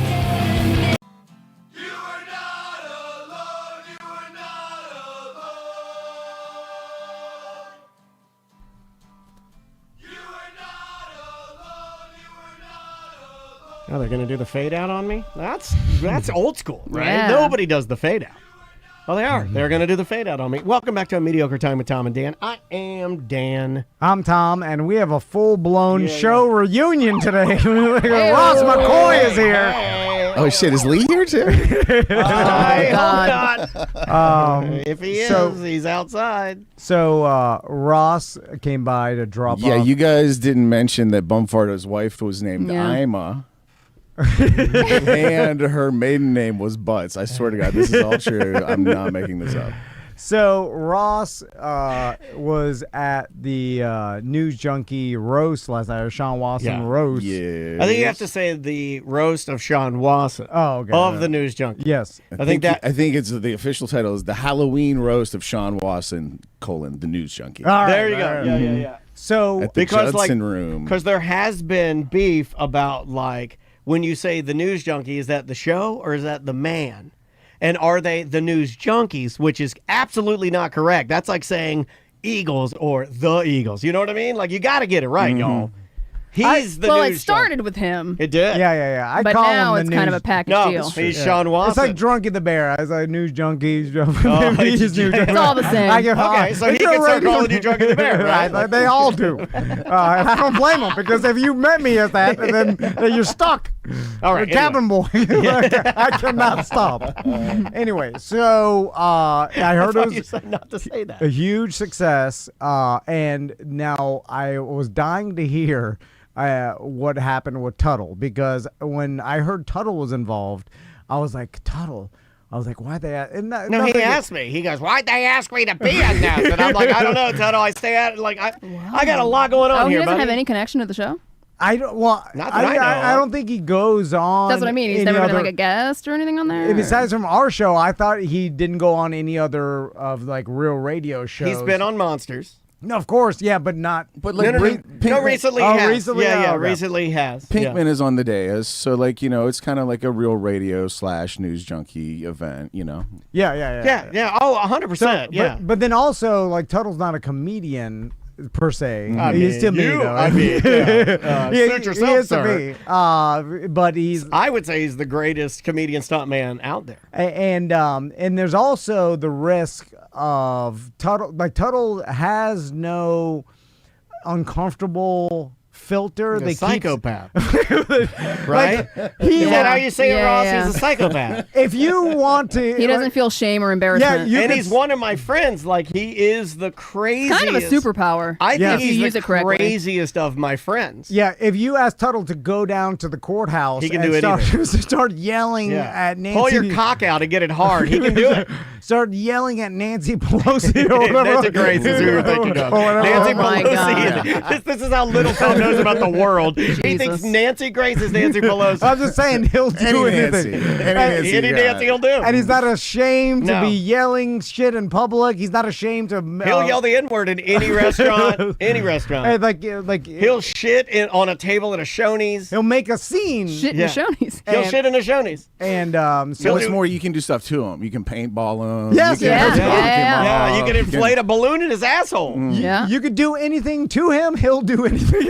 So So that may come into Anything play goes. later. Now you can say that when Tuttle's on the show. Don't say it when I'm on the show. Sorry. Well, I learned You that. know what? That is true. You are not anything goes, but Tuttle very much is anything goes. Dude, there's nothing we can't do to that guy. If we brought him in here right now and I said, I want to shave your head, he'd That's be like, the okay. impossible challenge, right? Is to find something he won't Name do. something he won't do. If we brought him in here right now and we set him on the couch, name something he wouldn't do. If I said suck my dick, he'd be like, He would do okay. it. No, well, there has to be some sort of motivation. Not like a forceful. Yeah, I'd pay him. Yeah. I'd pay him. That's Suck my dick also for part of it. $1,000. You know, it's good to know he'll suck my dick But for he'll $1,000. he'll also just do it for Content. for content 100%. and publicity. Yeah. Even though that throughout the years has done very little. Is he on a show right now? He loves it. Yeah, Bubba loves Oh, he's Sponge. on back. regularly? Yes, Okay. he's back. I think he has. He's If back on the Let sponge. me see if I can get this correct, but he is back on the sponge. Yeah, and he's crazier than ever. I heard. Crazier than ever, back on the sponge, sober, kicking ass at his day job, and also has, I think, 2 other shows. He has like Stoner and Loner. He's the loner. Oh. And then he has another, and then he does a video series on YouTube called the 10 Meat Challenge, where he eats different type of fish. Really? He eats tinned fish out of little he tries different flavorful tinned meats. Yeah. Okay. There you go. So anyway, when I heard Tuttle's involved, I was like, I can't wait the next time I see Ross to find out what happened with Tuttle. Okay, so I don't want to hear from Tuttle either. I got to hear from somebody that was there. I need Ross on the Yeah, scene. you Because have to if you get have- someone else's perspective. Yeah, it has to Yes. be Ross too. Because if you ask Tuttle, just like if No. you ask the crowd around Nancy Pelosi what happened, God damn it. if you ask You know, Tuttle, and stick with it. he would say like everything went fine. He's like, I don't know what you're Went talking great. about. I need to know from the crowd. So Yeah. anyway, so what happened, Ross? Oh, I had a great set. Thanks, Tom. Thanks for asking. Damn. Well, I know you did. You're a pro, Ross. Yeah, Of course. he- You've been 10,000 hours of That's not a of being knock on that stage. he didn't ask you, and I understand that can hurt, but he like- knew you did a good Yeah, job. like I know Ross is going to do a good job. Yeah. Of course he did. I heard He's got Sabrina insane did a good reps. job. I heard Yeah, you did a everybody. good job. I heard Mo DeWitt did a good job. Yeah. Oh, did Mo everybody- roast him too? So, secondly, by the way, that was not the best concert of your life, but we'll get into that later. Yeah. So the structure of the roast was Sean structured it kind of differently than a traditional roast, where like certain of the performers had a special introducer. So like Mo went up and maybe had set of the night. Just introducing Pinkman. Okay. all right. Okay. So he did like a couple minutes and then introduced Pinkman. And then again, another standout, Amy Caulfield put together like a video intro for Sabrina in which she like she's sitting at the news desk and she like had graphics on the thing behind her. Like she's Oh, doing that's a cool. legitimate newscast and she roasted everybody on the news, not like me because she doesn't know who the fuck I am, but like everybody on the News Junkie.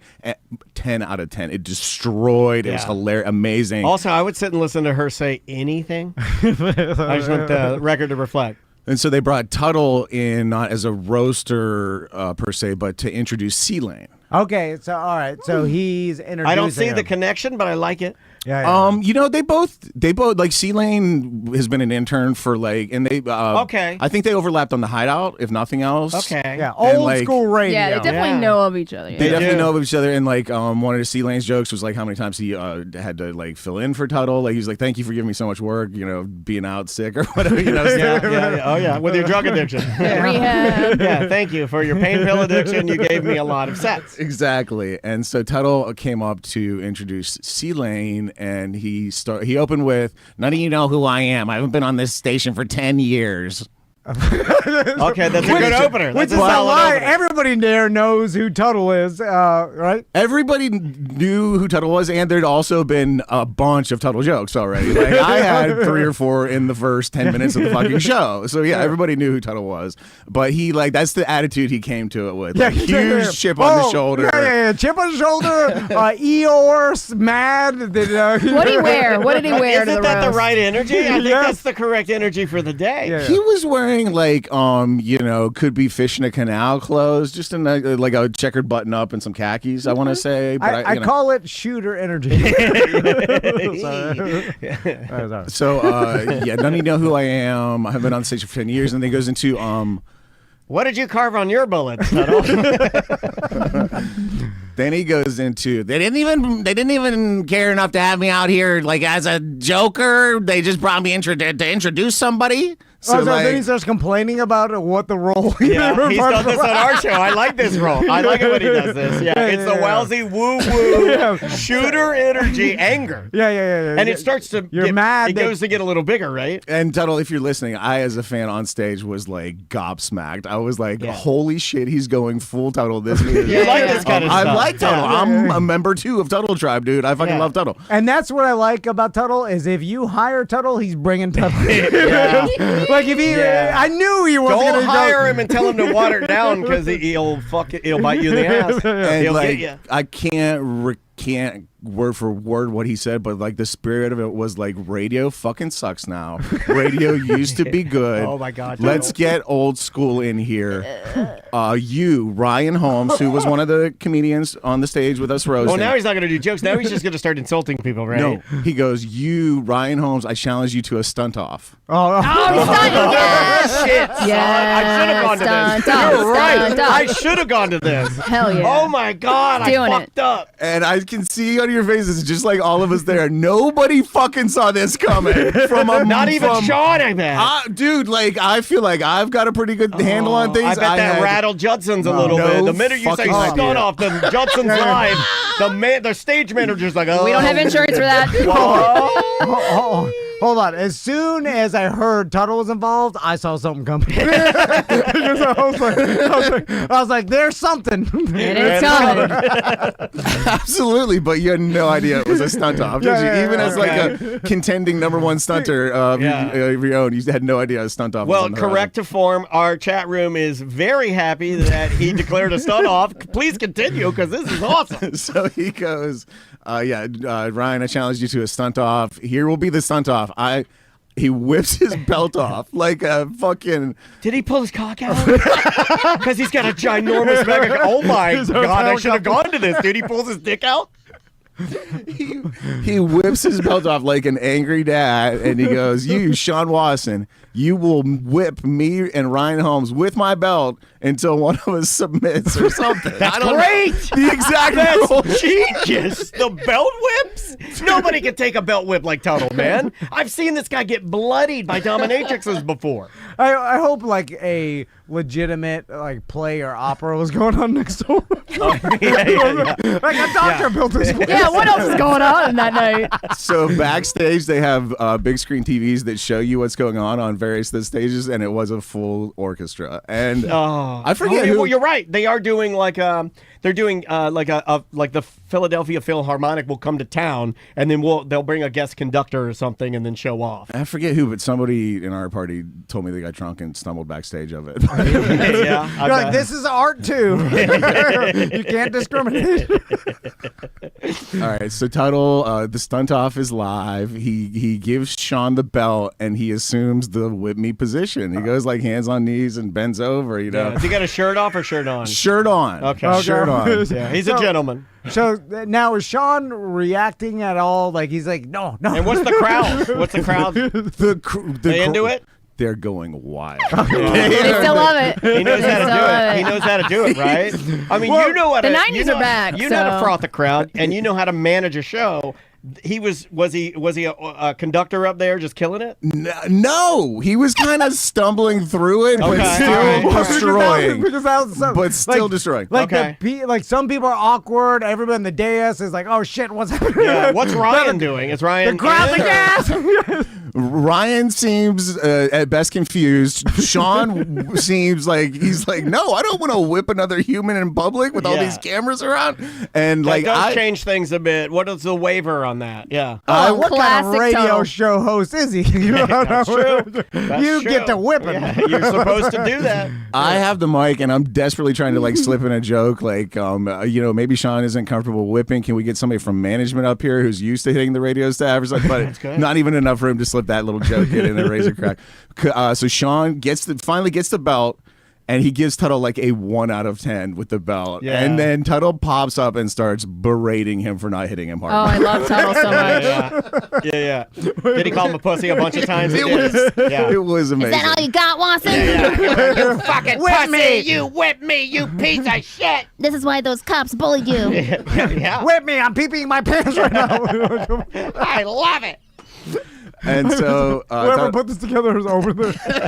I love the person waving their hands back. Yeah. Tuttle reassumes the position. He's like, whip me, motherfucker. Let's go, whip me. And so Sean gives him maybe like 4 out of 10. No. He wants an 11. Tuttle pops up, grabs his belt, and says words to the effect, well, if you're not going to fucking take this seriously, I'm out of here. And he leaves. Yes, So he dropped the if mic. you're not going to basically. take this seriously, I'm getting the fuck out of here. And then he just walks out. Something like that. That's yeah. a legend, dude. Amazing. That's why he's a legend. Let Cadillac Pat take notice that we do have a confirmed legend. Tuttle is legend. And then somewhere in there he brings up C-Lane. It's all it was a long night. But yeah. Hell yeah. I love the awkward ending that Tuttle provides because it's always an awkward ending where everybody's confused and we're like, oh, is this What supposed just to happen? happened? Yeah. What's the question? And then people are like, should I clap? Yeah. Did he get applause? A slow clap starts. Did he get any applause at least at the end? Was there supposed I again like maybe I lost track You, of the like, blacked audience. out, but right? If I'm the audience, I loved it. I loved it so much. It was amazing. He knows how to bring Yeah, he does. an awkward scenario. Sean promised some surprises. That's if you're going to promise them. Tuttle knows how to deliver. He always does. He always delivers. I mean, whether it's punching women, having them punch him, making himself puke, pulling his dick out, like that guy. Inflating a balloon in his ass. What else has he done? Didn't he pull off Whopper Jr.'s balls with the 4-wheeler? No, that was a handicap war vet in a little scooter named what was that guy's name? Like Redman. You know, Redman. that's right. His name was Redman. Radio used to be good. my buddy brought that up. He's like, why don't you do some fun shit anymore? He did say that. To He's like, you don't do anything fun. We used to go to these things. You used to be doing yeah, something. he used now to you do don't live do stuff. nothing. Like, what, you could just sit in a room. Fun Tom's dead. I'm like, fuck you. Ah! The shit was a long time ago. What's the wizard been doing? Has he been doing fun stuff? No, he's got too many kids. Yeah, He's, too many. He's got yeah. like 6 babies. Yeah, still changing diapers. I'm like, you're in your 40s. God damn. So, all in all, everything was good, though? Besides the awkward tunnel? amazing show. That the Judson Room and the Dr. Phillips Center is amazing venue. Everything went so good. It was Love it. perfect. Awesome. Congrats, man. That's good to hear. And congrats to the News Junkie on your Halloween roast. I hope it went really, really well. I'll buy it when it comes out because I guess he's going to stream it. So I can't wait to check it out. Well, stick around real quick, Ross, until we finish. I'll tell you about the concert I went to on Wednesday. You Took Max to. can't tell me what to do. He doesn't work here. I know you didn't go to Turnstile because I I'm saw you trying sorry. to hawk those tickets. Yeah, lately pulled- he likes to get people that don't work here and start ordering them around. That's the thing he's been doing. I'm sorry. I was pulling my belt off. Whip me, you piece of shit. I love you, Tuttle, if you're listening. I love you, buddy. I'll So, text him later and say how he did. so my son Max started listening to Pierce the Veil. Good band. I feel like the beginning of this year. And so he got into it, and then we'll play it. Like, he likes to listen to music while I drive him to breakdancing. And I would too if you were driving me to breakdancing. Yeah, he doesn't want to listen to a sports radio. Yeah. Anyway. Or just fun conversation with Dad. So they never want to have it. It's just dead Nope. silent. Yeah. Quiet. They started listening to, he got into Pierce the Veil. We listened to it. And then Crystal found out that Pierce the Veil was coming to Orlando. So, Oh, cool. So she took him? So I got the tickets from Taco Bob, by the way. Which, Oh my God. Hey, Tom, I haven't heard from you in a long time. Why are you leaving me so I many am way too awkward to do that. I asked Taco Bob for tickets. Well, I would never ask Taco Bob for tickets because I don't know him like that. He But would give you tickets very quickly. He, by the way, destroyed it, the Roast of the News Junkie. He was really good. So I'm very me, you piece of fucking shit. I'm very familiar with who I have and haven't asked favors from. Yeah, and it's the again, favor for letter. yeah, scales- but like, for when's the scales- last time you talked to him in general? Like, that's where I get where I'm like, man, I haven't talked to this person in a year. He I'm not doesn't just gonna care hit him about up just for free tickets. He doesn't care about that. Like, he will literally You're text- almost Tuttle-esque with that. You know, shame. He will literally text anybody that he has a Well, relationship with. I say after I ask for the favor, I'm like, I owe you a favor What the now. fuck are you gonna offer? Well, I don't know. I mean, you can come I on. know a lot of things. Hey, Bob, you can come on our podcast that nobody's listening to and plug your radio show that, That nobody's listening to? So, and I've known Bob for 20 years. So, and I never asked him for tickets. You know, I mean, back when I worked for the radio station, I used to go through Yeah, other you would just avenues. get 'em. And so then when I heard Pierce the Veil's coming to town, I was like, I know Taco Bob's got the hookup. It's rock. Like, for sure, they're giving away some sort If of there's a tickets. guy in this town that knows cock rock, it's Taco Bob. Yeah. And I've never asked him for tickets. And this one, like, I could just pay for them, of course. But you're cheap, like my wife. So you want the free Taco Bob tickets that aren't going to be as good. So now they were good. I Were they wasn't good? worried about them being some cheap-ass radio giveaway tickets. They gave you a Normally, fucking nosebleed. you get those old. What if he bought him with his own money? No. I know Bob would that. never do that. Are Hell you no. crazy? I'll bet my daughter's life on Wait a it. minute. So how many free tickets did you get? Because didn't half your family go? No. Tommy stayed at home. I like that. I like By himself? No, he that. didn't want to go. He wanted nothing to do with the Yeah. concert. He's like, you took me to Willie Nelson. It was horrible. Well, come on. He's a kid. No kid wants to see Willie Nelson. I know what I would like to do at 12. Have my parents out of the house. If you exactly. know what I'm saying. Yeah. He's like me. He's not into music. He doesn't, But he's into discovering other things. You know what I mean? He's got an Like, iPad. Leave me at home with the internet. I Yeah. need bikini women. He likes Tenacious D, which Okay. he listens Oh, he's into the to comedy. Oh, I got a band for him then. Yeah, he likes the comedy. I like that band. Especially the bad word comedy. Anyway, so I asked Taco Bob. He got me the tickets. Here we go, buddy. Yeah, and so How many favors do you owe him now? just one. Just the one favor. Yeah. Just Okay. one. Did you get 4 or 3 tickets? 4? Oh, Yeah, what'd you do with the that's 4 last ticket? favors. Well, Alex went. nice, Crystal's sister. nice. So because she's the one that got Max into Pierce the Veil, everybody had to do with Pierce the Veil except for me, and I felt the energy where You're Pierce the Fail. Crystal didn't want me to go to this one. because you could see it in your weirdo smiles. Oh my God. Because Crystal, I may have had a conversation with her about this. Okay, all right. Because Yeah. Crystal, and It looks like every photo looks like she took it to cut you out of it. yeah, because she's proclaimed that I'm the worst person to go to a concert with. because You're funny, Duddy. Yeah, but they Which, in by my the way, defense, the reason me and her talked about it is because I saw a video that she took of Max like singing along and dancing, and I'm like, oh, that's awesome. I love that he loves live music like that. Yeah. Why did you bring Tom? He could not look more bored. okay, all Because in right. the background, you're just standing there like fucking blank face, and I think at one point you just pull out your phone and just start scrolling. No. The person in front of me was scrolling during the opener. And band. you look at other people to see what to do, and you looked at them, you're like, I should pull my They're phone out. doing it, I can do it. No, Are you nodding or are you stiff? Oh, he's stiff. I'm stiff Hands like in a soldier. pockets or Yeah. hands at your sides? He's just sitting there Hands soaking up his double son White having Claw. a good time. Yeah. I'm looking at the band. That's the thing. Everybody, like, I enjoy. I don't know, can you? That's what we're You wondering. can stop right there. Yeah, no, most people are like, man, I can't wait to get that concert cut loose and really look. Eyes are working It's great today. This is fucking discrimination to those of us who just don't like to bob our head or like are embarrassed to like groove to the music. Groove. Never say groove. Never say groove to the music again.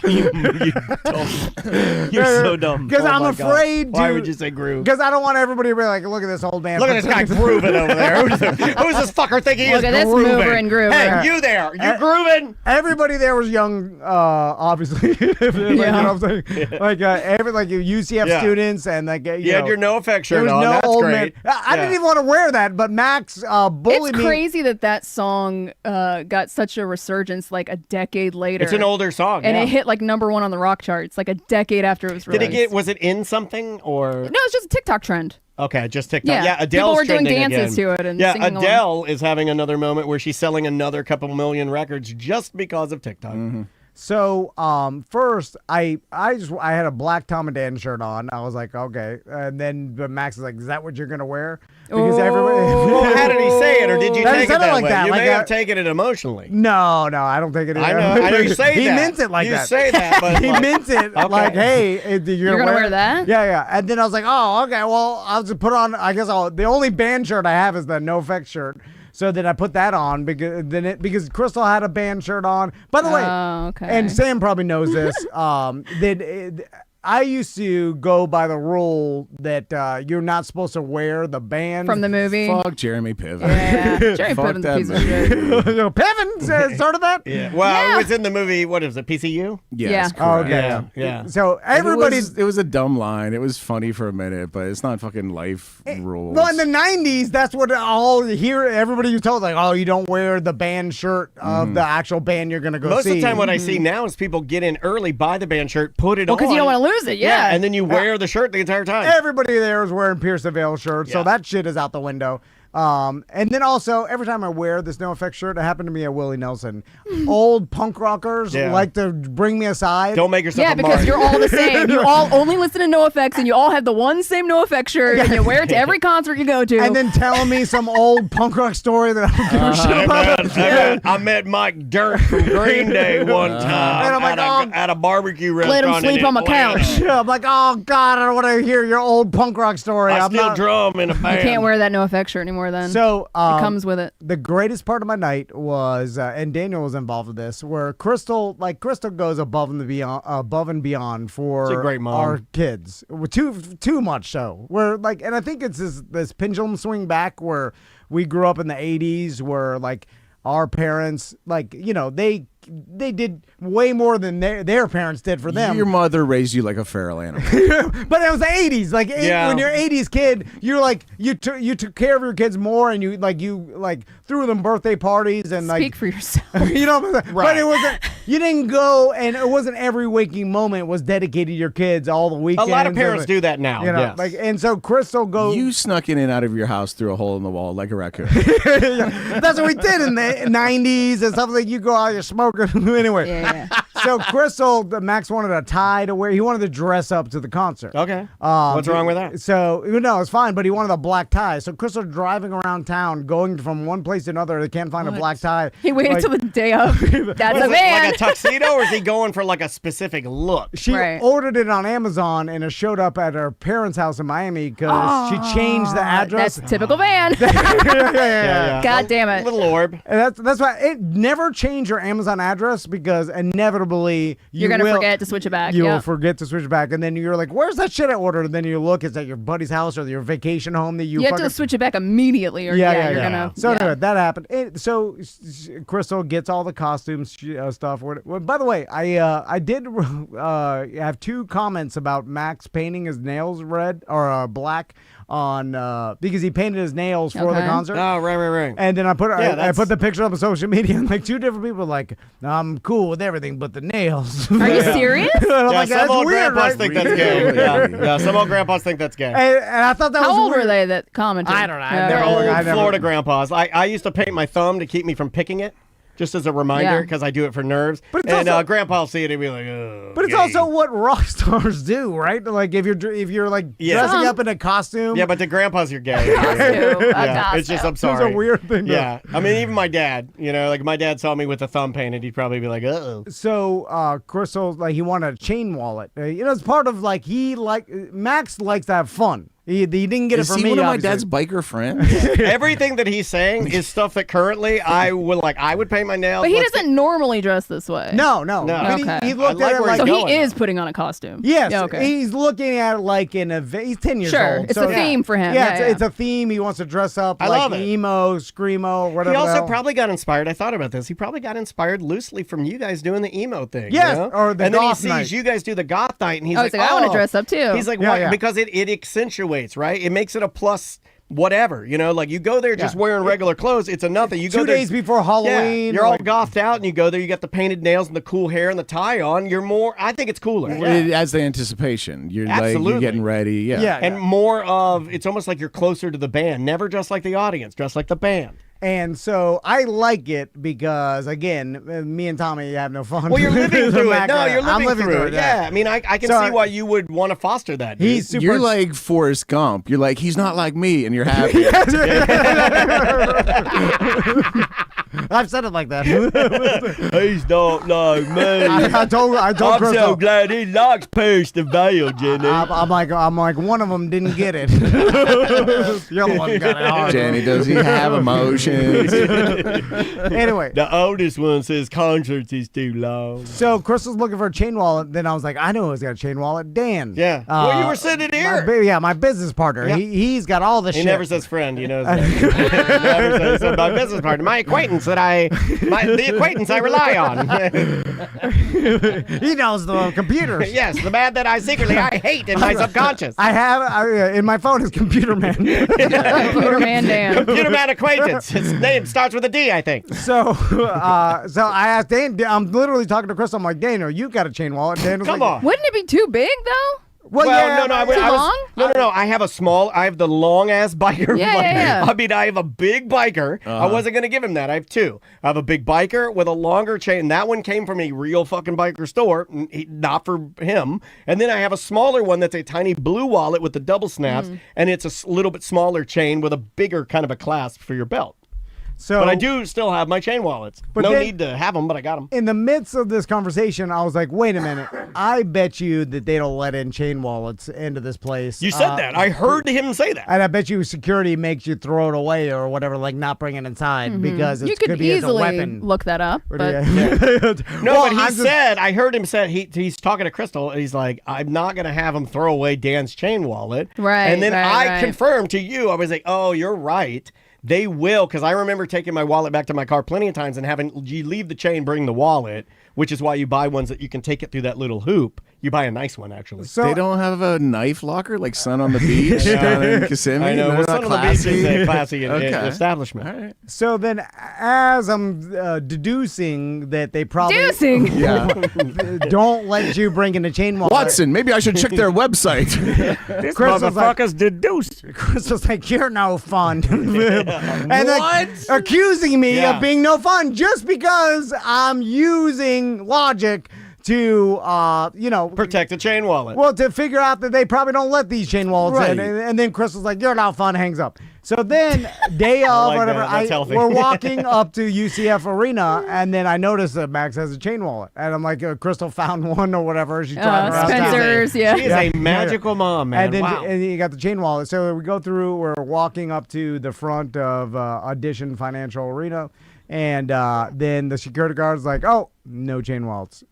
And then What'd you say? Hold on, I'm going to give you the camera. I didn't say anything Okay. because I knew Yeah. that everybody knew, including Crystal. You didn't need to say anything, right? I didn't need to say anything. What did you feel? Can you Oh, describe the I felt feeling? my heart grew like the Grinch. And I was like, I knew the spirit of Christmas because Yeah. I was right and no chain. So, Did you look around it all? Because so you gotta throw it away in the garbage. I have this. I'm trying to envision this. I'm trying to envision you. Gotta go hide it in the bushes and get it after the show. Everybody knows You're that. walking with it. The security guard goes, "Oh, chain wallet. You have to throw that away." Do you move at all, or do you hold? Do you? No, because yeah. you've got to freeze. Oh, because Pretend you didn't hear it. Yeah. if I make any, because if then you like Crystal- looked at her, that'd be real bad. Oh yeah, I'll pay for that one. Yeah. I knew. I mentioned in the car ride home once I was drunk. I only bring it up when I'm drunk. That's what I was wondering. I love How bringing did you? stuff up when How I'm did you drunk. bring it up drunk on the way home? I screamed, "This is the best part of my night." Drunk, and then I explained what happened. Anyway, so we, How was the show? Because Because I've heard their light show is really good. The intro bands, I didn't know what was happening because I was like, "What is this music?" What, I like- hear old Oh, I men. like that. I Like like that. Frankenstein? It's You're like, just fire, music. noise. No, one of them is. I I looked it pretended up. like I knew what was happening. One of them is classified as a noise band. So yeah, So I can understand where he may not like. There are some of these more experimental. Like, what was the one I told you is the noise band? Is it the? I knew the noise. The noise band was doing something, and then I pretended like, and like Max is he's confused about what's happening. Everybody is, but Yeah. we're all like Crystal's like me too. We're all afraid to be old people at the Yes, concert. you kind of nod your head. So there. we're Yeah. like, oh yeah, this is the the best new- noise I've heard. I haven't heard But it noise was like fucking that. weird. So anyway, then Pierce the Veil comes on. Max knew all the songs, singing along, having the time of his life. That's when I realized, like, my son having the time of his life at a concert. It did make it the best concert Green I've ever Day. been to. But it's like because his enthusiasm was what made me happy about it. Yeah. And of all other concerts I've been to, like I'm just staring at the. And you don't think you've ever had this enthusiasm? You No, think from because I don't day have- one of Born. He doesn't connect with music, so. Yeah, I don't have. No, but for anything, because any lately enjoyment. you've been saying that nothing lights that fire in you. And, Oh, that's sad. And it's very hard for me to believe that in his origin story, that since a child till now, that you've never enjoyed anything, that nothing ever moves your meter. I just don't believe that. Meet my son Tommy. It's the same thing. You know, it's like I he- get that, but I don't. Yeah. I don't believe it. We're It's like- born in a weird thing. Now he is like me. He's like whatever else you want to do, or whatever anybody else wants to do. Like if you put him on the spot, like, hey, we want to do what you want to do, and sometimes we do that. Well, as a don't put him family. on the spot. And you then- know Yeah. what? Well, Just like that's like- Dan, you can't look at him. Yeah, Don't make look him at make me. a decision. Don't look at me when I'm editing. Like it short circuits him. Just like I mean, like if anybody asks, like, hey, what do you want to do, Tom? I'm like, hey, whatever else anybody else wants to do. Like if we're all like going to lunch together, all four of us. Yeah. Like I just want to do what you guys want to do. I'm never gonna be like, hey, I love this place. So let's go. what do you say when I say, well, then what I want to do is for you to pick lunch? That short circuits us because of it. Because No, but then- that's what I want to do. yeah. But then I'm like, nah. And then it's like it becomes like Yeah, feedback. because that would make me unhappy doing something I don't even know what I want. You see what I'm saying? That's sad, man. You need to get some help. Yeah, that's kind of Probably what get some therapy that's and kinda figure what- yeah, out that's- who you are. It's the But best way to live. Yeah, but he says that his reply to that is, no, this is how I'm supposed to be. Therapy, that's not going to do anything. There's No. nothing wrong here. No, yeah. This is who I am. But Yeah, don't yeah. you want more joy in your life other than having to live vicariously through other people to get it? But that's how I get joy. But you know? could get it another way, is what I'm saying, if you actually worked on yourself. You don't want to. Okay. But it's not even. It's like I'm born the way I am. Lady I can't Gaga. change. Yeah, It's like yelling, sad that you're gay. I was People born. change throughout their lives Yeah, but you from can't when they're change- born. No, but you can't change your sexuality. You can't change this. I wasn't talking about I your mean, sexuality. yeah. Well, I'm saying it's a thing. The same as the sexuality. It's not. I'm telling you that my son was born this way. Yeah, no, I get it. And then it wasn't something that was formed. It was like how we. EJ says you're Work. lazy and change takes effort. That's true. I'm lazy.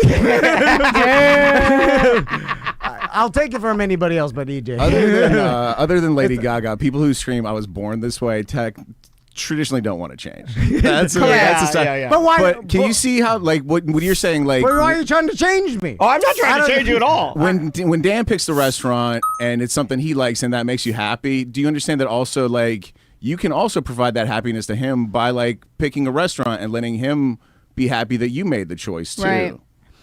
Or that you thought of something special for him that he might like instead of having him choose it. Yeah. There's other ways to get joy. When the onus is always on you to, like, pick the restaurant and provide, it's a little bit, it can be overwhelming. Sometimes it's a little swippy swappy sherry, Who are you, Crystal? He rips off the mask. It was Crystal the whole time. That's what she says. I gotta let you make the I love that decision. everyone's telling you the same thing, and you're like, nope, can't be it. But that's the way it's gonna be, And then No, I when know. you work with him like this, and I'm sure Crystal feels this way I don't too. try to change you. You get to a point where you're just kind of like, yeah, well, I mean, that's the You way. yell it at is. him all the time that he's too That's sensitive. the way it's gonna be. Yeah, you have definitely villainized and guess emotions. what? In He was this. born that way, but what does Yeah. he do? He Well, goes to therapy to try and get better at it. You've villainized emotions around here. You Well, have. yeah. Well, I'm making fun of you. That's a part of my also. We're making fun of you. personality. You're funny. You're a goddamn funny duddy. I know. But I Chat room can't change says it. Dream Team's back. You know what? Fuck this. Stunt off. Yes, Get done. the belt. Done. Get the belt. Get the belt.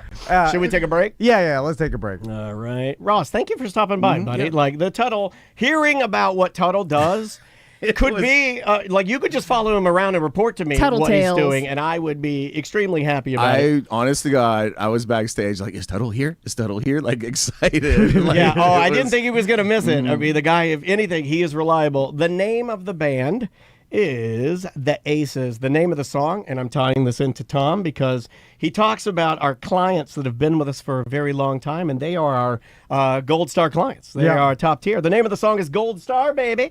We'll be right back with more A Mediocre Time right after this. Oh, now they're going to leave me with this. Now they're going to leave me with the person walking, the old walking what that sound is? effect. So we start with the slow. We do with the slow, fade fade down. out, yeah. We do the fade out, and now they give me the walking steps. Come on, guys. Welcome back to A Mediocre Time with Tom and Dan. I am Dan. I'm Tom. Samantha Har is here. Hey. I was going to say from Semantics, but yeah. Semantics Media. Semantics Media. Find them on Twitch. Like and subscribe to see them play video games and go live. So since it's Halloween today, I told Sam that maybe we should tell some spooky stories. And I figured Sam would know all the different spooky stories. More than us, because you know a lot of them, but you believe in none of them. I know a decent amount, believe in some of them, and Samantha knows all of them, believes in all of them. Right? Well, when he suggested this to me, I was like, well, you have to be a little more specific. What do you mean by spooky story? Do you want an urban legend? Do you want an actual murder story? What do you want? A personal ghost story? What do you want here? And then of course I didn't know. He wasn't expecting a follow up. And then he says to you, what do you want to do? Yeah, whatever you want. He basically did say whatever you want to do. Yeah. I love that. And, See, consistent as hell. Yeah. So, but it was hard because then I started thinking about it. And You're I was I actually didn't think about what I want to do. Whatever. I was like, murder stories. You do think, you overthink it. You definitely think I just was wondering what you had in mind to talk about, and you really couldn't tell me. Well, it's hard because so I was Well, spooky can mean different things to different people. Yeah, that's why I needed to know. I think spooky is a spectrum for everyone. Yeah, spooky spectrum. I did start overthinking it because I was like, okay, well, murder or any murder stories are not necessarily spooky. Could be, depending. They can be spooky, Sure. but it's too spooky involves maybe a hint of supernatural to it. That when I was picking mine, the ones I was getting were all murders, and I was like, I don't know if I want to.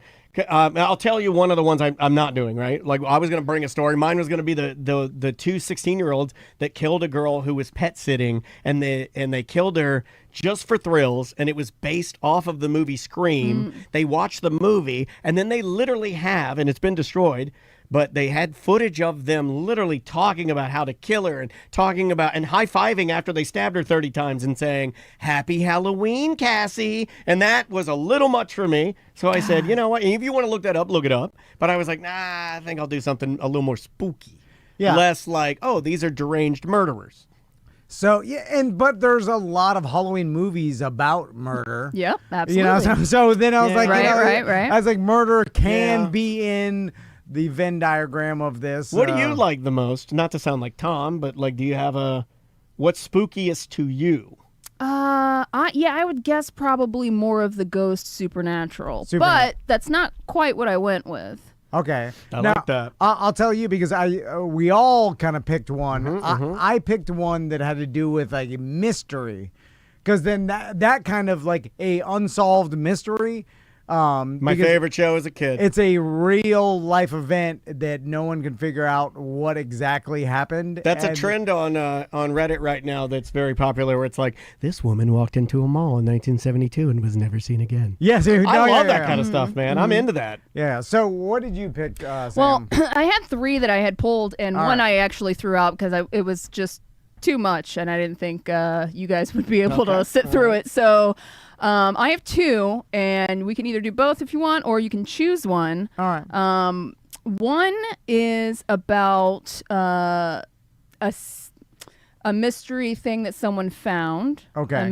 A mystery object that maybe had some really bad consequences. Oh, okay. And the other one is about a house of horrors.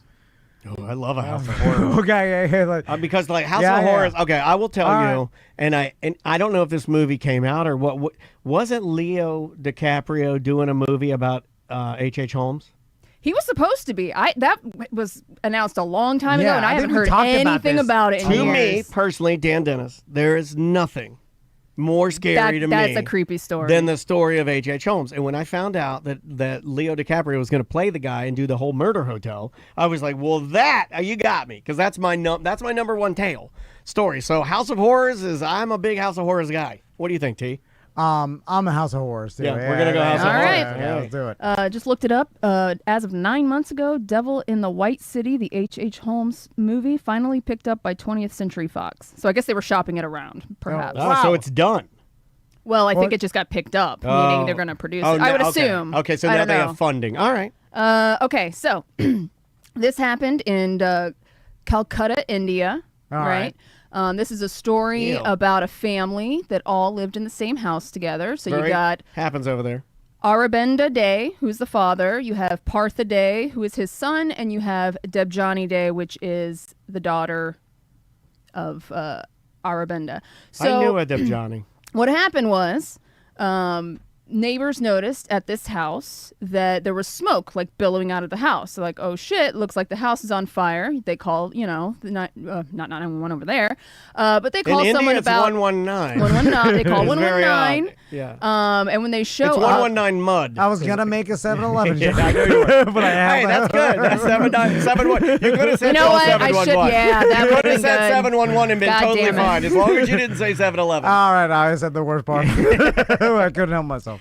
So they get there and they find a man, which was the father, Arban Bendi. He's 77 years old, and he is found in the bathroom on fire, and he has a lighter and fluid next to him. He set himself on fire. Okay, all right, wow. Whoa. So the old So that's how you, if you want to. suicide by burning alive, which is In the bathtub. I've never heard of that. which I mean the balls. I don't even think he was in the bathtub. I think he was just on the floor, like sitting on the floor. I mean, you seen the monks do this shit? Well, anybody will tell you that if somebody's doing that, you're doing that to make a statement. You don't do that to go out like, hey, I'm just going to go walk in the woods, lay down, cover myself with leaves, and die. That is, you want to say something. And South got something to say. Wasn't there someone that committed suicide by running inside the Burning Man fire one time or something? Yes. I don't know. Yes, Like you are absolutely correct. That would it's- be a good one for you to look up. It's the scariest way to commit suicide. But all right, It's pretty bad. Well, if you've ever been burned really bad, just imagine that all Yeah. over yourself. Yeah. So upon entering the house, the first thing that they notice is the smell of rotten flesh. The house is completely filled with clutter, dust, dirt. There's rotting food everywhere, and there's a lot of plastic bags tied up like garbage. They hear like a faint voice in the background, which at first they thought was like chanting of some sort. But it was just EJ playing Pokemon Go. It was actually the voice of Joyce Meyer, the American evangelist. They had speakers in every room, and they just played it on a loop. All right. So they're playing some like Religious, evangelical mumbo jumbo. Yeah. all right.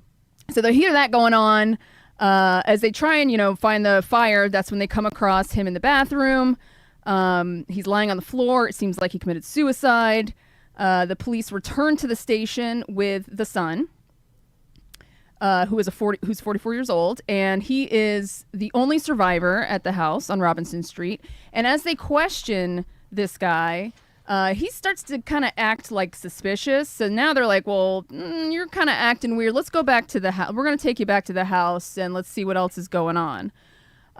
So they take him back to the house.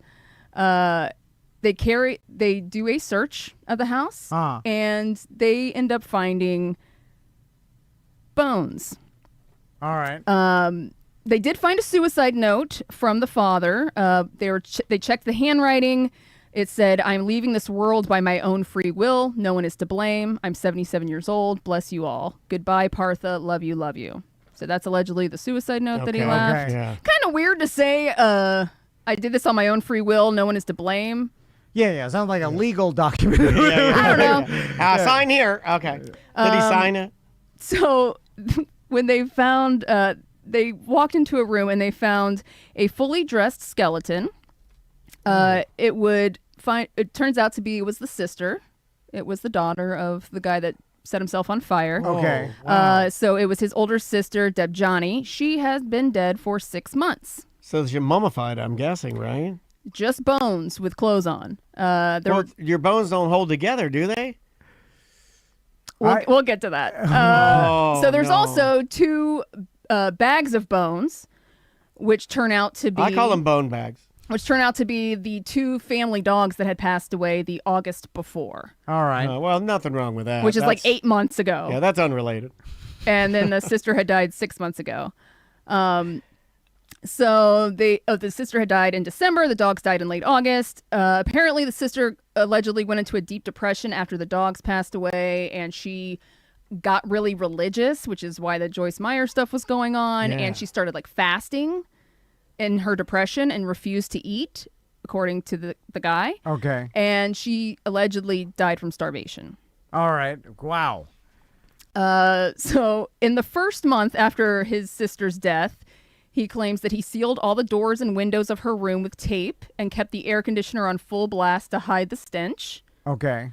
That's what I would do. Right? Isn't that what you would do? Well, I mean, I had actually written that down. If she was going to ask me, well, what would you do? I'd be like, I would seal it up with tape and turn full blast AC just in there because you want to hide that stink. He would sit and prepare meals for her and have meals with her every day. That is very common. This has happened before. When people die, you freak out a little bit. You start cooking for people that have passed away. And he believed that his sister would return to him every night to eat with him. I believe this too. When my dad first died, I would make burritos and flush them down the toilet, and I think the burritos would go to heaven. I told Andrea that. All burritos go to heaven. Yeah, Andrea's like, "What are you doing in there?" I was like, "I'm flushing a burrito for Dad." She's like, "He's gone fucking crazy." He also fitted the speakers throughout the house, where not only would he play the Joyce Meyer for his sister, he would also play recordings of his sister singing songs. Yeah, because that makes people think that she's not dead. So was the dad still around during this time? We'll get to that. Oh, man, this is a house of horrors. So Day told the police that he loved his sister and the dogs so much that he didn't want to part with them. That's why he kept them in the house and didn't bury them or get them cremated. He also said that his sister's spirit visited him several times. He would leave food out for his dead sister next to her body. This is very common, man, where they make meals and they set them on the corpse. That's like a thing. Oh, it's not common, but it's happened No, before. in these instances where people die, grief is so much. there's a lot of crazy people out there. Like, They this keep is like the body fifth around. time I've heard this. Somebody will make chicken nuggets on microwave and set it on the dead kid's corpse in his bed or something. Oh, it's so sad. Allegedly, the father was unaware of the fact that the daughter was dead and her corpse was rotting in the same house that he was living in. And he apparently, the son finally told the dad around March or April after she had passed, following which apparently he also fell into a depression, right? So you're like, how the hell did he not know that his daughter was dead for however many months it was? He's old, right? He is very old. It was 77 of the goddamn president's age. Yeah, but we don't know. But we don't know in what Exactly. condition. We Right, don't know what right. condition. Yeah, I guess- was he sniffing hair or was he taking meetings in China? I guess that actor, Gene Hackman, like, you start losing it and then his wife dies and then he just wanders around the house until he dies, so it's like you can. You're just confused. So the earlier, his wife had passed away, right? So I guess the mom and the wife was the one that like held the family all together. So after she passed away, the family, even though they all lived together, they didn't really talk to each other much. They found in this house, every single one of these people had diaries and notes everywhere, and the police concluded that they believed that the family only communicated to each other through notes. Weird. Oh, I want this. And so that's why he did not know that the daughter was dead in her room. Were they all mentally ill? I mean, they had to be some sort of something. It might run in the family. Yeah. I mean, two mentally ill people marry each other, then have mentally ill kids, and then they live mentally ill until they kill each other. Yeah, and then there's a whole, I mean, that's got to be it, right? Just like a pack of mentally ill animals killing each other. So they found bundles of handwritten notes found and stacked in pouches, cracks in the walls, compartments of closets, inside of cushions. Like just manifestos everywhere. Yeah. The sister's notes were like really precisely written and coherent and dated, while the brother's diary were repetitive, slightly incoherent. He mentions that he wanted to divide the property equally between Debjani and Partha. So they found a note that the dad had written on April 15th that he was going to split the property between the two siblings. But police were wondering why he would consider leaving Debjani a share if he thought she was dead, if he knew she was dead. Yeah, but he's already cooking her chicken nuggets. You might as well give her some land, right? That's what I say. Well, this was the dad, right? So the dad's writing that he's going to split the property, but at this point, according to the son, he already knows that she's dead. So why are you giving her property? Back to Tom's mental illness thing. Some of the notes reveal sexual anxiety from Partha. His diary entry suggests that he was displeased with his mother, who died in 2002, because she thought he was impotent, One of the entries also said that his mother used to send a maid servant to his room because she suspected he was impotent. Another note suggested... I wish my mom had sent me a maid servant. Was a maid like a... She was go trying blow him to make sure my son's not impotent. Go blow my son. There were a lot of speculation. God, my mom never did that That's for the me. coolest fucking mom ever. My mom's like, knock, knock, knock at the door. I open it. There's a lady there. I'm Quit like, playing who, with yourself. Who are you? She's like, I'm here to suck your dick to make sure you're not gay or impotent. I'm like, okay. Like, right? You're like, yes. Yes, my mom's the fucking best. Tracy, you need to do that for your son. So no chemicals were used to preserve the skeletons, but and none of the neighbors ever reported smelling anything weird or anything like that. Well, I would imagine, and please, I'm not being Yeah. disrespectful. I would imagine in India, it's in India, right? I would imagine their level of smell tolerance is a little different than ours, right? Yeah. It's a different place, you know? depending on where you're in at. India, there's still... What'd you say, Jakarta? No, where was this? Calcutta. Calcutta. Okay, yeah. The guy even had a birthday party at his house, and nobody said anything about the smell or anything. while the sister was still in there, Well, you can shut the door. A security guard in the neighborhood used to bring food for Partha 3 times a day. He never found anything suspicious either. One of the things from the house that was recovered were drawing books with sketches of dogs and monkeys in various positions. They also recovered 8 laptops from the house. He eventually was sent to a mental institute because they did not feel like he was sane living in a house with skeletons for years. During all this, you're writing, you're like, you know what? I'm going to draw a monkey butt fucking a dog. You know what? All of this, I'm so grief stricken right now. I know what'll take the edge off. Hold on. I'm going to go to the fridge. I'm going to get myself a Topo Chico, and I'm going to sit down at this table, and I'm going to draw, what'd you say, a monkey butt fucking a dog? Yeah. Just sketch. Charcoal sketch. Oh. So he went to this mental institute, this hospital, and seemingly got better, right? They said that he started stabilizing his life. I mean, how do you get better from that? I think he worked through his grief, you know. This guy's got it all. Let him go. Yeah, you know what? He's fine now. Hey, you gonna still, what do you do? How do you feel it? I feel pretty good. All right, let him out. All right, he's no good. more Bye-bye. drawing those monkeys. Let's take his charcoal. And then, so he got released from the hospital. He ended up getting his own apartment and everything, and things seemed to be turning around. But on February 21st of 2017, We've got a monkey drawing. his caregiver had gone on to run some errands, but when she came back, she found a charred corpse on the bathroom floor with a bottle of petrol and matchsticks next to him, and he had killed himself just like his father. Oh, man. Oh, shit. I did not. This is a movie.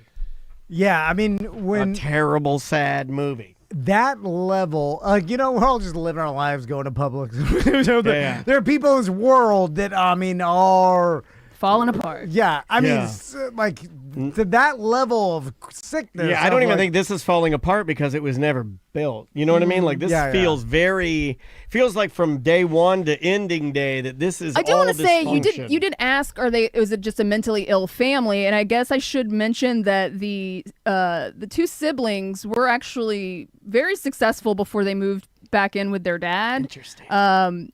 Both of them earned a degree in technology. Debjani's career took a different route when she realized she had a passion for music, so she started she became a music teacher at a local school. Oh, wow. And the guy, he worked for a well-known IT company. So there's nothing that would lead you to believe these people couldn't. It was when the mom died, their lives completely changed. Like, they moved back in with their dad. And then slowly began, and the sister dies first, then the Well, dad. the dogs die first. Yeah. And then she goes into depression. Yeah. Then she dies. Then Dad goes into depression. Dad dies. Yeah. Dominoes. That's Yeah. crazy. It's almost like what happens to old couples, but this was the entire family. You know, it was like all in different stages of Heartbroken, age. yeah. Yeah, that is terribly sad. My God, Sorry. that's a good one. Happy Halloween. That's a good one.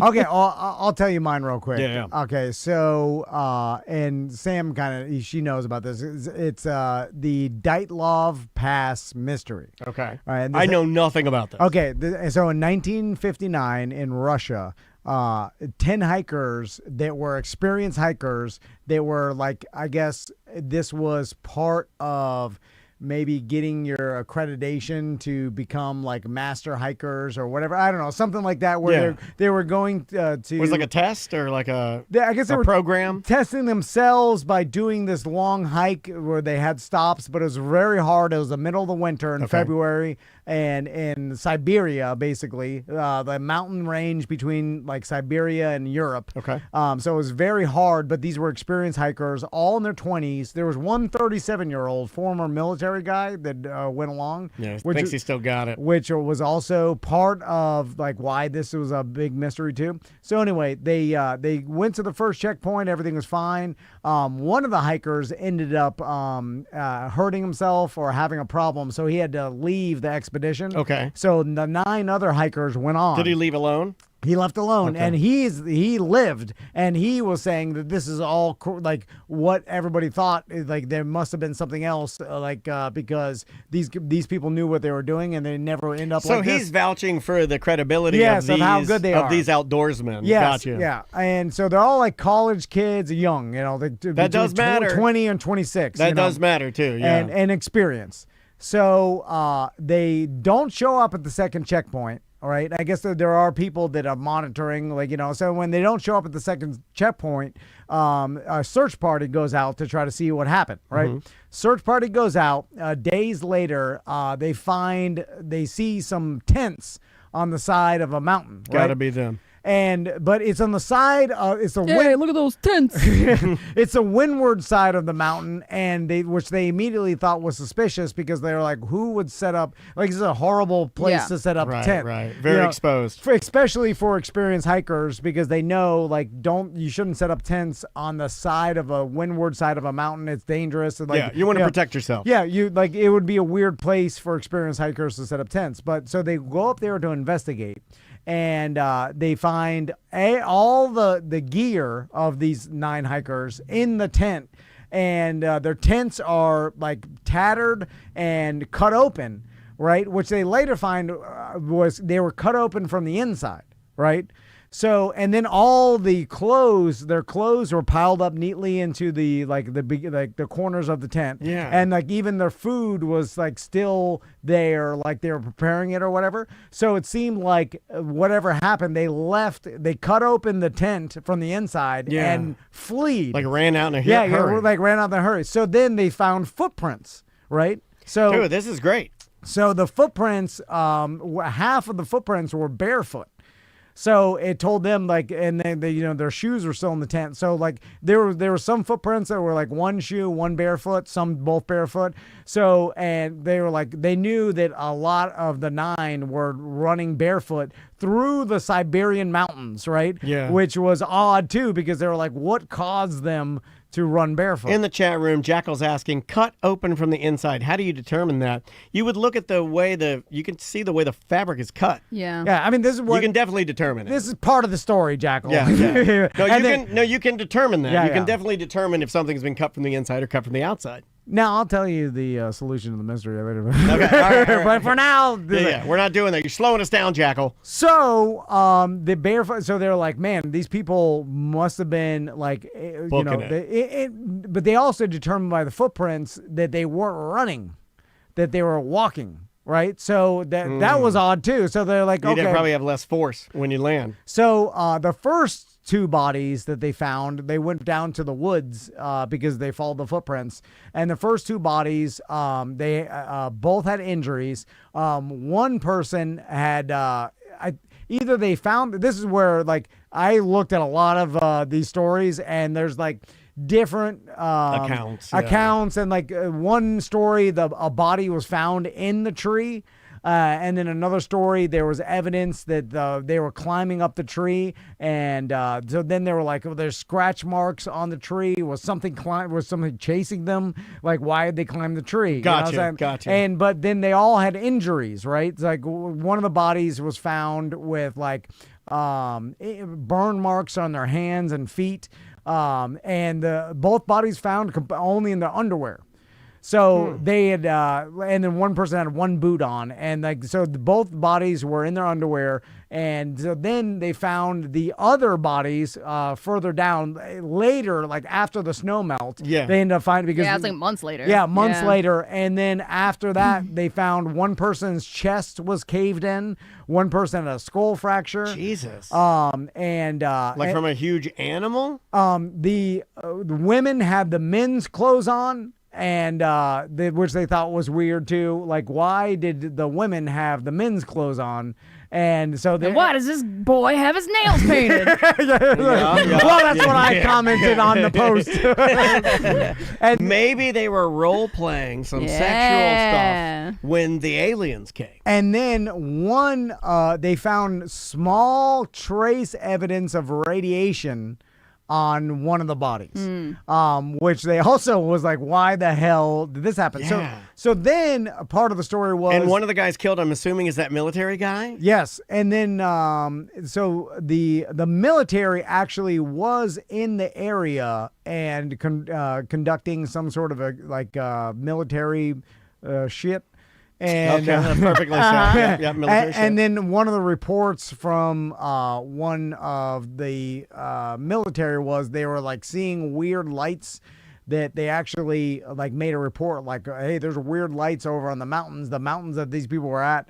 They recovered photos from the expedition that and in the photos there's one photo that looks like the stereotypical Bigfoot walking, you know what I'm saying? Like really a dark figure like in the woods walking. Now a lot of people are like, oh, that's just one of the hikers, but it does look, the side profile Bigfoot when you catch him walking. Yeah. And he has to walk like that for you to know it's a Bigfoot. Right. Cameras from 1950s, like Sure. everything's super blurry, black and white, that kind of stuff. And also in some of the pictures that were like nonsense, just like light. And they're like, "What's this? Like, is this pictures of something they took?" No, that back then, when you would take photos, you'd waste like 3 or 4 of them just getting the photo right. Yeah. And then they after that, so the government put on an investigation. Then they quickly shut down the investigation. Back in the 1950s. Okay. And then they were like, all right, case closed. The final report was that everybody died by unnatural causes. And they didn't say. What does that mean? It's just undetermined, right? It's also Russia in the 50s. Right. So I don't know how, and then. Like they didn't die of old age or a natural cause. You know what I mean? Yeah. Something else happened to them. Yeah, They they just were don't know murdered, what. obviously, right? Or Well- it was either murder or an accident or Yeah. And then they. How do all the 4 of them die as an accident in different 9. areas? Or 9. Yeah. 9, yeah. In different areas. How does that happen? So I will tell. Okay, now that's why this story is famous and as a mystery, where they did open up the case in like 2019. Oh, really? And or at least I guess internet. Like maybe it's something Russia had something to do with it, but just with it wasn't made clear if it was officially opened up or like whatever. Now they said that people have now pieced it all together and like, oh, this was an avalanche. The people the reason why heard it. The reason why now there's other theories too. Yeah, there's a ton of theories. So one of the theories that is the most, I guess, mysterious Halloween theory. Yeah, please hit me. Okay, is that there is a thing called what is it? Get it, do it. Katabatic winds. Automatic winds. Which creates like an infrasound. Okay, so there's a frequency of sound. Okay. That if you're exposed to, that you don't even know, you can't hear it, but it supposedly drives you crazy. Okay, yeah, I've heard of this. I've heard of this. Yes. So it's a low frequency sound. I believe this is a real thing too. Yeah. This is not mumbo jumbo. And say like we were all exposed to it, or you expose humans to it for Extended. extended period of time. Like you don't even know, but you start getting into like a panic state. Yeah, chat room's calling it the brown note. Okay, yeah. So then, and so there's a theory that winds were causing this like ultrasonic sound that they were being exposed to that drove them all crazy. Yeah, I've heard You know that that's a theory. That's what happened at Astro World. Oh, really? That those frequencies that they were playing on the campground or the fairgrounds or wherever it was at, in between sets, it was like it was weird that they were just playing like weird humming. Yeah, it was like frequency. drones. They're just drone And sounds. They say that they're like harvesting energy sacrifices. Oh, right, Yeah, okay. but they're saying that those That's sounds, why. Yeah. like that might It fucks with your head. Yeah, it may have hurt people. Yeah, that's one of a Sure. I mean, that theory is a real thing though, because you can't. It's a great theory because there are weapons now that you can use on crowds, and you can literally command control of them just based on sounds. Now, other more outlandish theories is the aliens. I like the aliens. There's theories that the Russian KGB was somehow involved because of the military guy and murdered them all and made it look like accident. And that's why the clothes were put on weird and hurried. Theory that it was some sort of animal attack. That's why the guy was climbing a tree and there's claw marks on the tree. And so the prevailing overall, I guess, the people that think this is what happened is the avalanche is initially started it, and and that's why they cut themselves out and then fled from the area. Didn't have time to get dressed properly. Although the one, I guess, piece of evidence that refuted that is outside the tents weren't completely buried.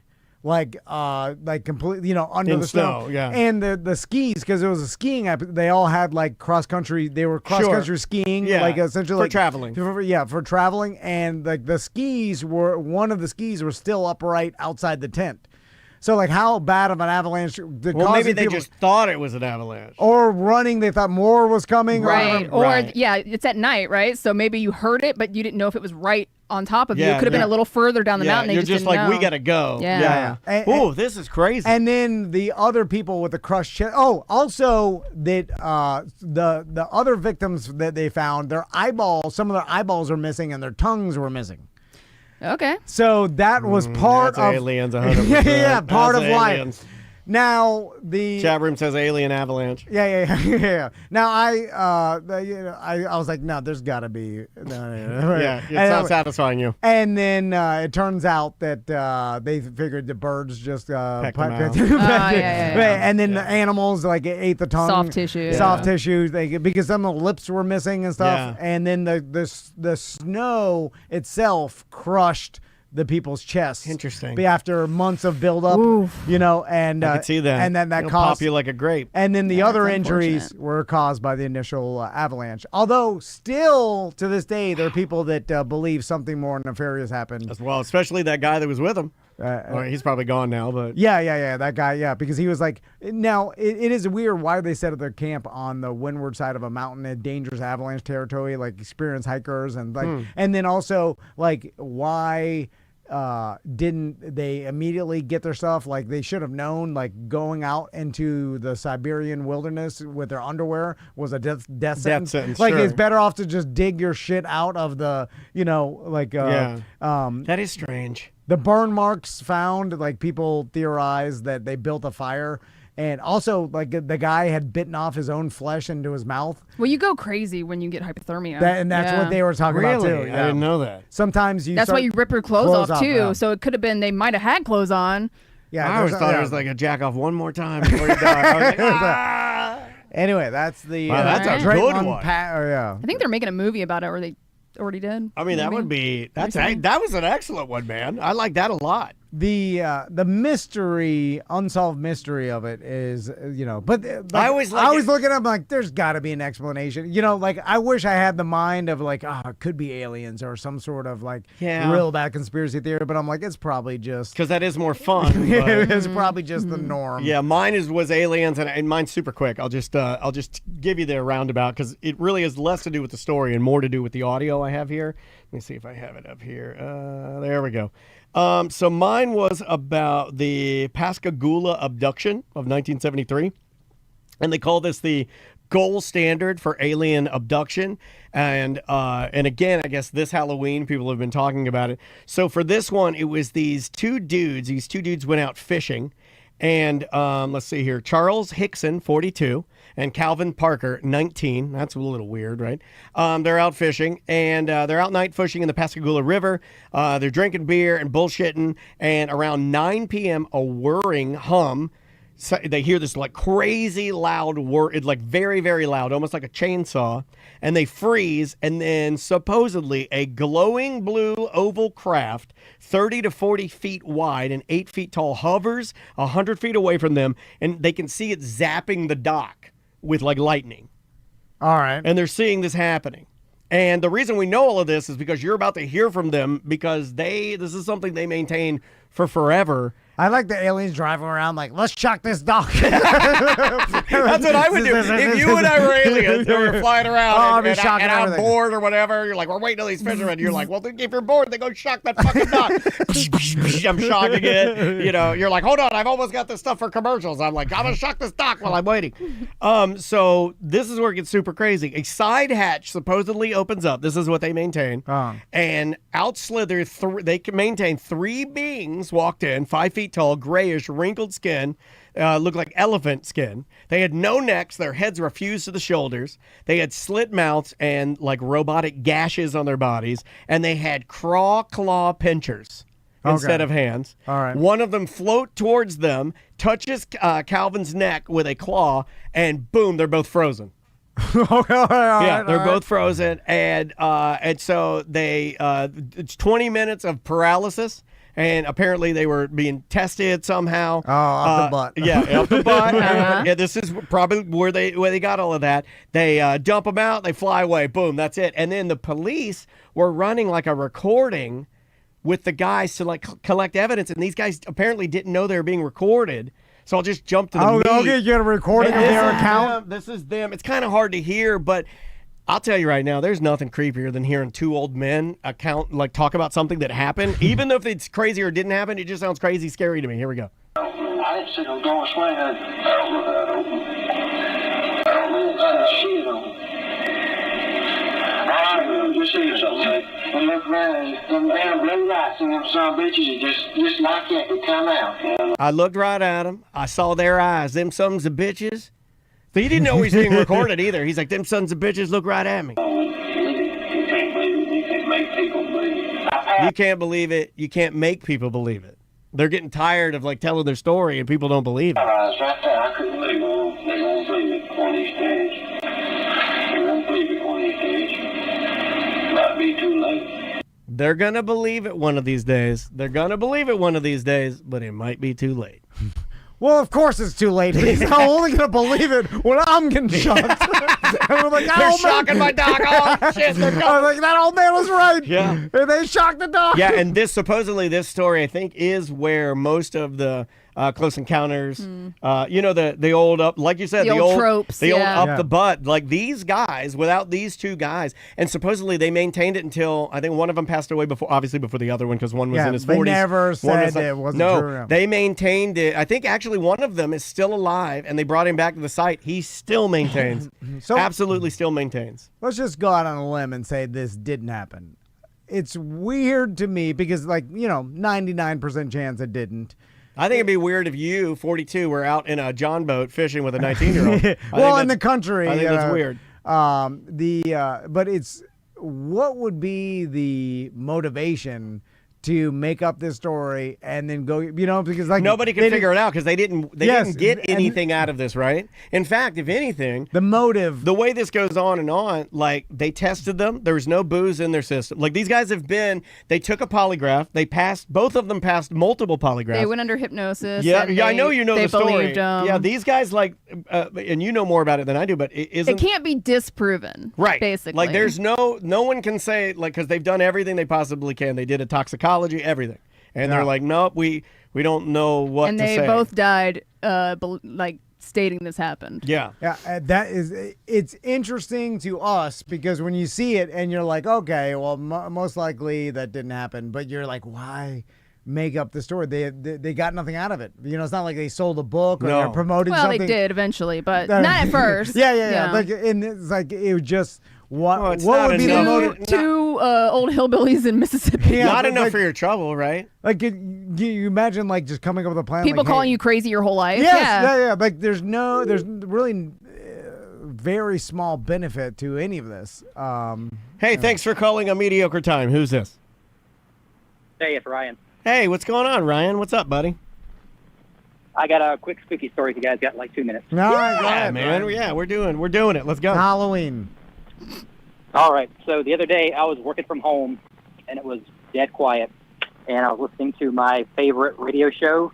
And one of the hosts admitted that he swallows his toothpaste instead of spitting it out. All right, this motherfucker. I mean, you've been bullied I just enough. said that You've been one bullied time. enough. Get the You hell only out got of to say it one time. We'll remember forever. Do you ever swallow? You ever swallow? Well, that's not no, fair. it's disgusting. He says it's more efficient. No, Right? Isn't it more efficient? That's okay. That's Or you just don't fucking care. around. Like I don't swallow all my toothpaste. I'm sure I've done it. John Jenkins in Handful of our times. YouTube chat says my college humanities professor interviewed those guys and wrote a book for his PhD thesis on that subject. Ooh. That's interesting. Yeah, that can reach out Yeah, to him, what's the John. book? Is he still teaching? I'll talk to that guy about these two old hillbillies. He could probably give us some crazy better details than what we know. It's interesting because now the first person testimony or eyewitness testimony has been proven to be bullshit. horrible because no one can remember anything correctly. You do have 2 witnesses, though. Does But that? You actually technically have 3 of seeing a weird object because there was a Yeah. service station guy that called into the sheriff before this About was the reported lights. and said that he saw like a weird light. Yeah, he saw blue lights. Yeah. There's a guy that corroborates the 2 guys saying blue lights shocking the pier. He doesn't say they shocked the pier. He says, I was over at the service station. I saw blue Saw I lights. some saw weird blue light, yeah. lights near the pier. So Yeah, because I think we all look at it like, if you are sane, telling a story like this, no one's going to believe you. Even like this Right. guy's old man saying, he's like, I know no one's going to believe you. So then we're all looking like, man, why are they so adamant that this happened and never... Have you ever had something happen to you and no one believe you? It's infuriating, and all you want to do is prove to them that you're telling the truth. I won't say it. Even if it did, I'll be like, I must remember. no, wrong. there's one. Oh, thing- okay. I All won't right. believe myself. You take it on yourself. There is okay. one If I thing- saw it, I'll be like, I must have someone drugged me with mushrooms. There has to be a Well, I'm reason. saying not even necessarily that you saw something. I mean anything. No, if I have one anything thing happened that, to you, I have one thing that happened, and it was at a Tom and Dan event at Caddyshanks. When you told Tony Rage if he threw a Sapo, you'd suck his dick. Tom goes, if you throw a Sapo, I'll suck your dick. right, And he all right. throws it, and he goes right in the frog's mouth, Sapo. And I'm like, what the fuck? It was unbelievable. Right? That's like literally one of the most unbelievable things I've ever seen. I didn't say when, so Yeah, it's you're just still on the open-ended. clock. He's still got I said time. before Yeah, death. he's alive. It's it's implied Yeah. that you say you do something. I you didn't know say what? there's a time limit If on he it. dies before you could do it on him dead. I suck a dead man dick.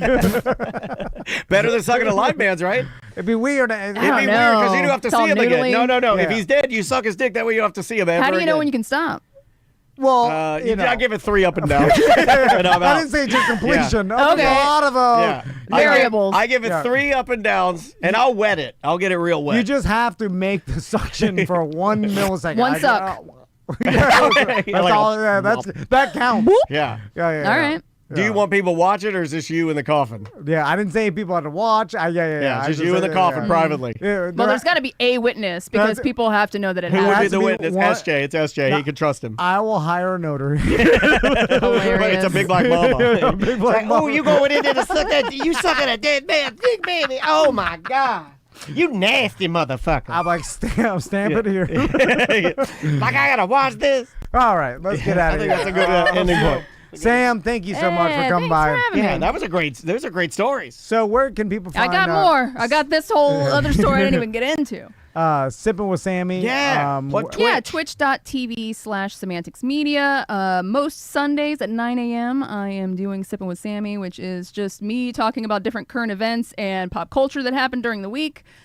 Sometimes Trav and I, my husband and I, also will just jump on Twitch randomly and do video games. We might be doing some music coming up soon, so stay tuned. There you go. We've You got heard the woman. She bought a drum set. Yeah. We've got our Tom and Dan Halloween special that's going to air tonight Ooh, on what's ACT. that? I thought that was what this was. No, well, we Oh, went, I forgot the ACT. This is this is the uncensored Gotcha. Samantha special. We have to do a censored radio special. And Cemetery? We went to Seth's new house and brought a tarot card reader. We did. Our So- buddy, Really? our buddy Ian If. Yeah, he read. He had Seth pick tarot cards, and we went all around his property, and then Special surprise visit by Tracy. Special surprise visit by Vera, their daughter. Yeah, it's a something. we basically delayed him working us out. He Yeah, comes out all we dusty, wasted about an hour of his time. stressed out. It made me happy. Yeah, I was so happy. The wind is blowing all the poison. He nuked all the seagrass, and the wind is blowing the poison down the lake. Anyway, that'll air tonight. Yep. And for everybody else, happy Halloween. Happy Halloween, guys.